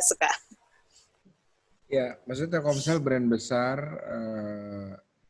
biasanya kalau dia usia 25 tahun, pasti dia megah, dia bikin iklan dengan berbagai suku, bangsa gitu kan, terus ada yang telekonferensi, ada yang nelpon di luar negeri gitu dan sebagainya. Cuman pada akhirnya dia akan mirip dengan semua banyak iklan-iklan telekomunikasi, benar nggak? Iya. Nah, justru karena dengan batasan tadi itu, lagi pandemi nih, ini aku bikin lagi serem-seremnya sebetulnya. Lagi pandemi nih, gimana kita bisa kerja, tetap mesti ada video nih gue nih. Tapi gimana supaya aman gitu. Ya, berarti aktornya cuma boleh satu gitu. Bikin cerita apa aktornya cuma satu untuk topik segrande mengenai 25 tahunnya Telkomsel. Ya, long story short, akhirnya dapatlah iklan ide si Kayu ini dan sangat berbeda dengan semua iklan Telkomsel dan iklan telekomunikasi. Gitu. Jadi bahkan sampai dipuji sampai CEO-nya, sampai marketing director dia kan orang Singapura tuh biasanya very critical ya, sampai puji-puji di grup. Maksudnya never happen before di grup karyawan aku dikasih lihat screen capture-nya dipuji lah katanya. Nah, dimulai dari apa? Karena justru batasan itu membuat tempat kita berdiri, membuat sesuatu yang berbeda. Aku kasih lihat satu lagi ya, terus nanti aku akan share berbagi di kehidupan kita kayak gimana. Ini juga link aja, seru.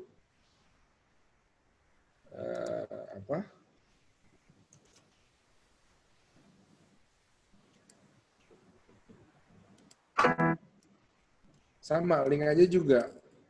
Kan link aja itu pembayaran nasional. Dia mau kasih lihat keragaman desa, kota, bisa pakai berbagai macam. Tapi lagi pandemi, nggak mungkin orang-orang terbang ke sana, terbang ke sini. Gitu. Akhirnya kita bikin ini dan dia happy banget. Semua yang punya tujuan pasti punya permulaan. Dan yang namanya permulaan, dia pasti kecil, mungil. Setahun ini, kami di Link Aja bekerja keras untuk memulai awal kami di dunia ekonomi digital Indonesia. Membangun jaringan hingga ke pelosok negeri supaya pemerataan ekonomi terus terjadi. Menambah kemudahan di jalur-jalur transportasi dengan harapan membantu mereka yang menggunakannya setiap hari. Dan memperkenalkan cara-cara baru bertransaksi sehingga semua orang bisa ikut ambil bagian dari kemajuan terkini. Di dunia yang besar dan ramai ini, kami tahu banyak yang kami lakukan masih terlihat kecil. Namun kami juga bahagia sudah bisa menaruh sebuah awal yang kokoh untuk perjalanan kami ke depan nanti. Terima kasih atas semua dukungan selama 1 tahun ini. Semoga awal kecil kami bisa menjadi satu langkah besar untuk membangun negeri. Iya, itu juga menarik banget.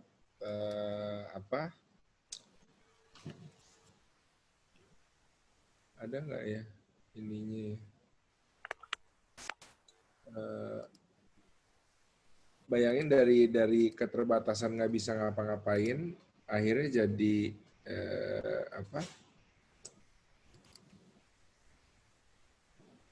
Teman-teman mau ngelihat behind the scene-nya nggak? Boleh kok, kalau boleh. Karena ini juga ada beberapa pertanyaan kok tentang behind the scene ya. Syuting di zaman pandemi ini memang banyak tantangannya ya, karena sebuah keadaan yang dipaksa tapi membuat kita melahirkan ide-ide yang baru.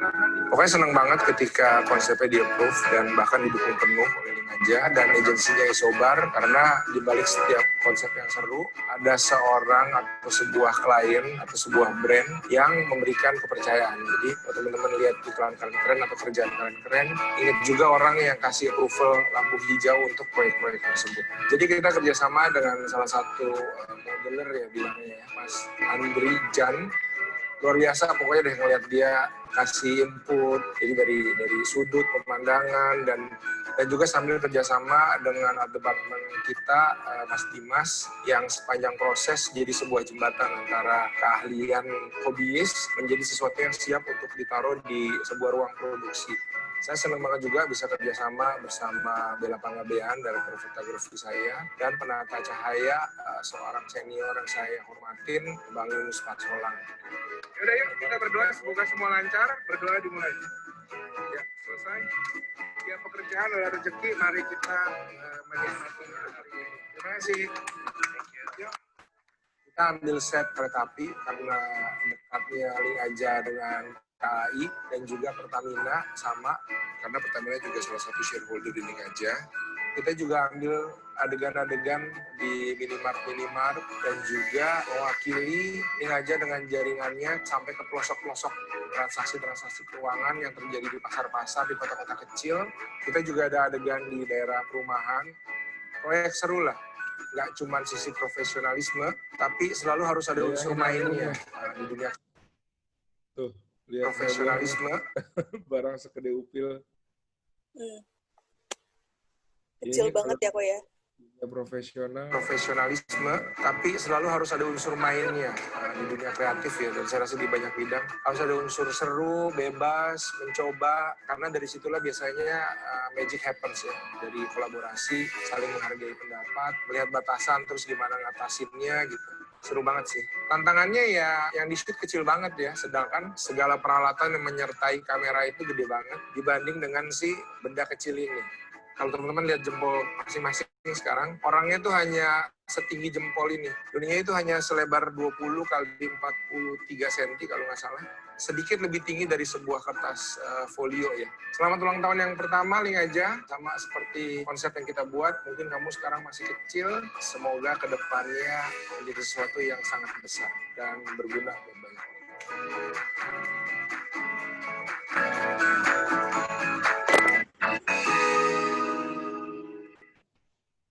Iya, itu.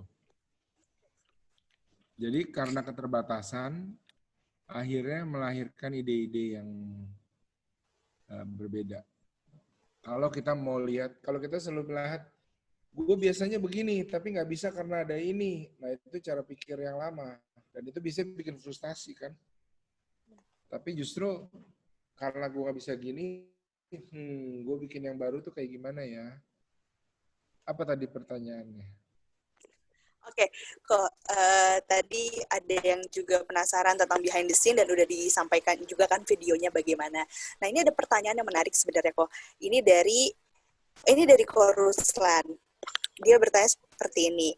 Kalau mau bikin suatu iklan, tapi hati kecil bilang ini produk enggak banget.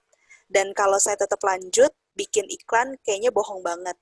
So, apa akan tetap lanjut atau nggak dilanjutin atau ganti konsep? Jadi kalau misalnya dapat project tapi sebenarnya hati kecil menolak gitu, itu gimana kok? Pernah nggak mengalami itu? Sebetulnya ya secara inherent itu secara umum produk itu nggak ada yang jahat banget semuanya. Tentunya kan kalau kita mau ngomong teknis, makanan apa pasti kan ada BPOM, ada peraturan pemerintah. Maksudnya sebuah benda ini nggak mungkin dia racun gitu loh. Tapi ya definisinya banyak. Paling gampang sekarang gini, air dalam kemasan. Plastiknya menjadi masalah nggak? Masalah. Masalah. Tapi kalau saya ambil semua air plastik kemasan saat ini di Indonesia, apakah banyak sengsaranya atau banyak orang yang nggak bisa minum, kesulitan? Nah, kira-kira seperti gitu loh. Jadi memang kalau aku pribadi tentu kalau ada hal-hal yang sejauh ini sih belum ada ya, karena kayak tadi aku bilang sebuah barang kalau dia udah bisa menjadi sebuah brand dijual umum pasti bukan sebuah bukan sesuatu yang ya misalnya banyak kayak misalnya rokok gitu ya, ada agensi yang nggak mau pegang rokok atau ada influencer yang mau pegang rokok, aku hargain itu, tapi di cerita sampai saat ini kita masih bekerja sama dengan brand rokok juga. Mungkin nggak rokok, itu ya nggak ada rokok yang dikebul dan sebagainya. Tapi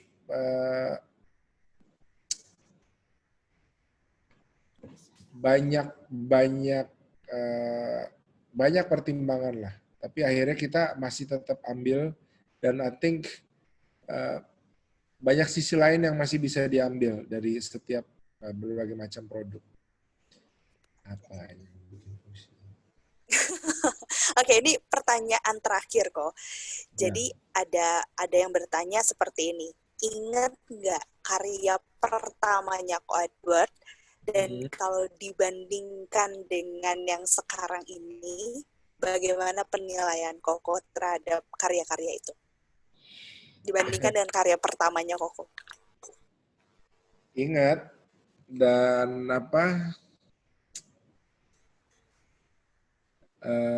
masih jauh banget ya. Kayak saya ingat dulu waktu ngedirect video pertama itu sampai ada adegan matahari sore, tapi saya sampai jam 3 sore, dari misalnya ada shortlist 40, saya baru bikin 20, terus saya benar-benar takut gitu ya, saya mikir lebih baik saya menghilang, pulang, tiba-tiba menghilang sendiri ya, jadi maksudnya saking tekanannya ya, aduh, kayaknya gue tiba-tiba bilang lucu nih kayaknya. Nanti bicara sutradaranya kemana nggak tahu pokoknya. Maksudnya saking high pressure-nya ya.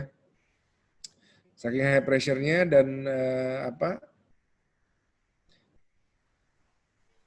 yang saya ketahui adalah gini, kerjaan itu harus sedikit demi sedikit. Misalnya kayak kita punya pundak nih, dulu bikin kerjaan budgetnya 10 juta. Wah, udah mau nggak bisa tidur gitu kan. Lancar. Job berikut budgetnya 30 juta. Tambah kuat gitu ya. Job berikut 50 juta. Jadi saya selalu bilang menjadi sutradara atau produser itu bebannya banyak. Kalau teman-teman tidak terbiasa ya, kayak mengakomodir klien, mengorkestra puluhan orang, kendala di lapangan, belum lagi kayak mau hujan, belum lagi gambarnya dapat apa enggak, ada kamera trouble. Jadi kalau kita nggak dewasa dan bisa tenang, bisa menghadapi pundaknya kuat ya. Mungkin semua teman-teman di sini punya banyak pekerjaan, tentu bidangnya berbeda sama saya ya. Tapi pasti paham yang saya maksud. Bahwa jadi project manager misalnya bikin event kan, event yang tadinya lu yang atur deh ulang tahun dia, makan di mana, mungkin paling kecil begitu gitu kan. Besok-besok kayak bikin event very well-nya dia, nah mulai lebih resmi tambahin game deh gitu. Besok Pak Budi mau datang, lu bikin dong acara. Nah makin lama akhirnya jadi bikin event mungkin expo brand perusahaan kamu di Jakarta. Tapi kalau kamu tiba-tiba di situ serasa mau dimasukin ke pencobaan banget kan. Jadi kalau balik ke pertanyaan tadi,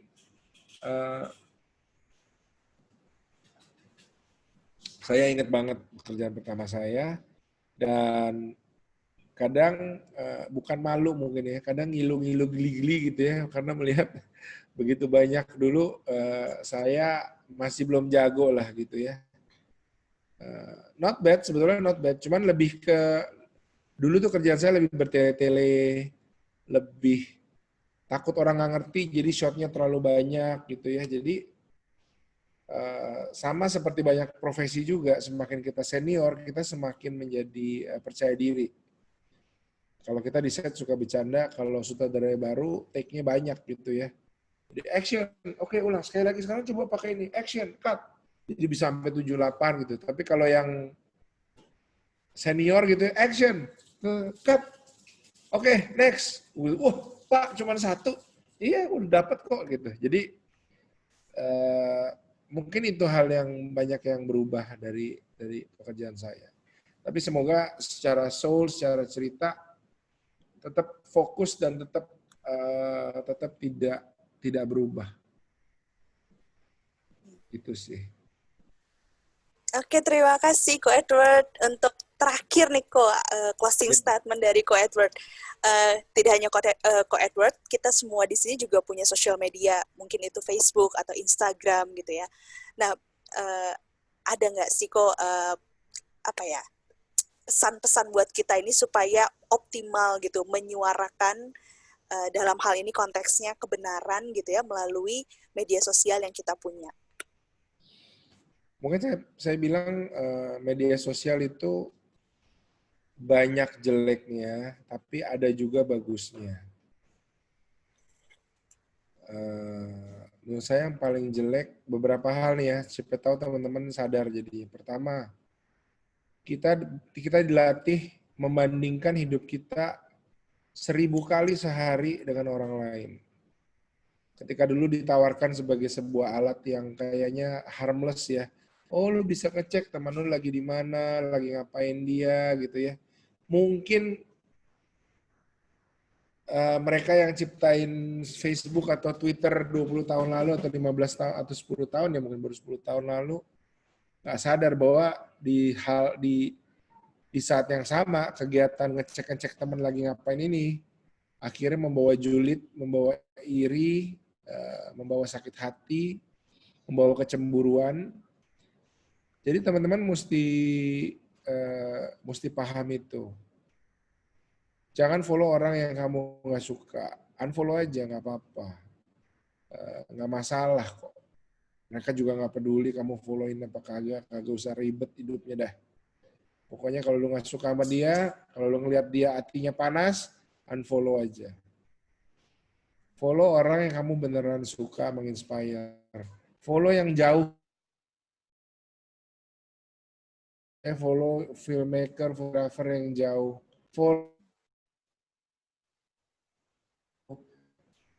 Saya follow-nya tuh animator, editor, saya follow foto-foto orang-orang, foto-foto travel, tapi yang jauh ya, bukan yang kita kenal ya. Kalau kita kenal biasanya, gila ini orang udah di Bali lagi kerjanya.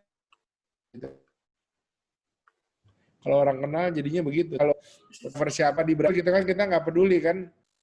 Jadi ya itu, jadi sosial media itu salah satu hal yang sangat membuat orang tidak bahagia zaman sekarang itu sosial media. Apalagi kalau kamu masih anak muda ya. Sadar aja, at least sadar ketika kamu begini tuh, you are hurting yourself. Kalau lu nggak bisa mengendalikan diri. Terus kedua, jangan jadikan sosial media itu tempat sampah. Dia itu bukan tempat sampah. Kalau kamu, apalagi kamu gereja, kalau kamu punya cell group dan sebagainya, atau punya pertemanan, itulah tempat sampah kamu. Jangan, kan kadang-kadang kita baca di sosial media, ya iya kali, kalau lu udah pinter, lu gak kerja lagi di sini, gitu kan, tanpa sebut orangnya gitu ya. Jadi kayak bener-bener mencurahkan. Pertama itu nanti buruk, dilihat orang, satu. Terus kedua juga hal jelek. Saya suka merasa sosial media yang marah-marah ini, dia melatih kamu untuk lemah, kalau saya bilang ya. Dia melatih kamu untuk lemah.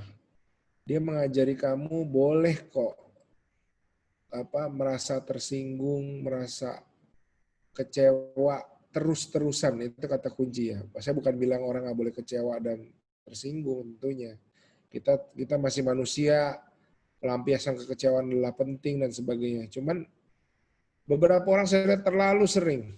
Sehari mungkin 20 kali. Aduh, ini pesan ini kagak keluar-keluar. Apain aja sih? Gitu. Siangan pencet lagi. Aduh, gue pengen nonton drakor, kata bos suruh overtime lagi. Ini orang kenapa suaranya begini banget ya? Gitu.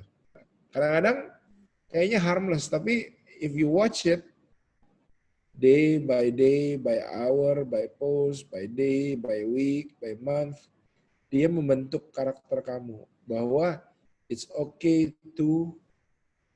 always okay to spit out something. Jadi, it's okay kok, nggak usah kasih pendapat di sosial media, it's okay kok. Saya punya follower banyak banget juga, kalau saya merasa topiknya saya selalu sharing gini, saya mau posting ini karena saya lagi ngamuk, atau karena ini berguna buat orang. Jadi, kalau kebanyakan saya karena saya emosi, saya akhirnya nggak jadi posting. Lu nggak punya pendirian, Wat. Ya iyalah, pendirian gue bukan gara-gara gue posting di sosial media kali. Gitu. Poinnya adalah sosial media itu bukan kita yang dikendalikan oleh sosial media, tapi sosial media yang kita kendalikan. Jadi kita punya pilihan siapa yang mau kita follow, siapa yang mau kita unfollow gitu ya, apa yang mau kita posting. Dan ketika kita mau posting, pastikan bahwa itu bukan hanya ekspresi atau luapan emosi, tapi memang itu sesuatu yang bisa berguna buat orang lain gitu. Kurang lebihnya kayak gitu ya Kak. Terima kasih banyak buat Ko Edward, juga buat Ko Ruben, terima kasih banyak sudah sharing hal-hal yang luar biasa malam ini buat kita semua. Untuk menutup webinar hari ini, saya kembalikan ke Lause Dede. Terima kasih. Terima kasih buat Ko Ruben, buat Ko Edward, dan juga buat Ibu moderator kita yang super sekali, Alisa. Thank you untuk kehadiran Bapak Ibu sekalian juga yang udah join sama-sama kami malam hari ini. Nantikan terus ya series Amplify Your Voice setiap hari Jumat jam 7 malam ya di channel ini. Dan minggu depan kita akan sama-sama mendengarkan episode berikutnya, Amplify Your Voice Through Music ya, yang akan dibawakan oleh penginjil Riko dan juga Pak Dika. Dari Ko Ruben mau ada tambahan? Thank you Ed, sudah sharing. Thank you teman-teman yang sudah gabung. Hopefully semua dapat insight apa yang di-share dan bisa bercerita lebih banyak yang benar-benar membawa nilai buat teman-teman yang lain. Gitu aja. Thank you semuanya. Thank you. Baik, terima kasih Bapak Ibu sekalian. Tuhan memberkati. Selamat malam. Selamat malam semua.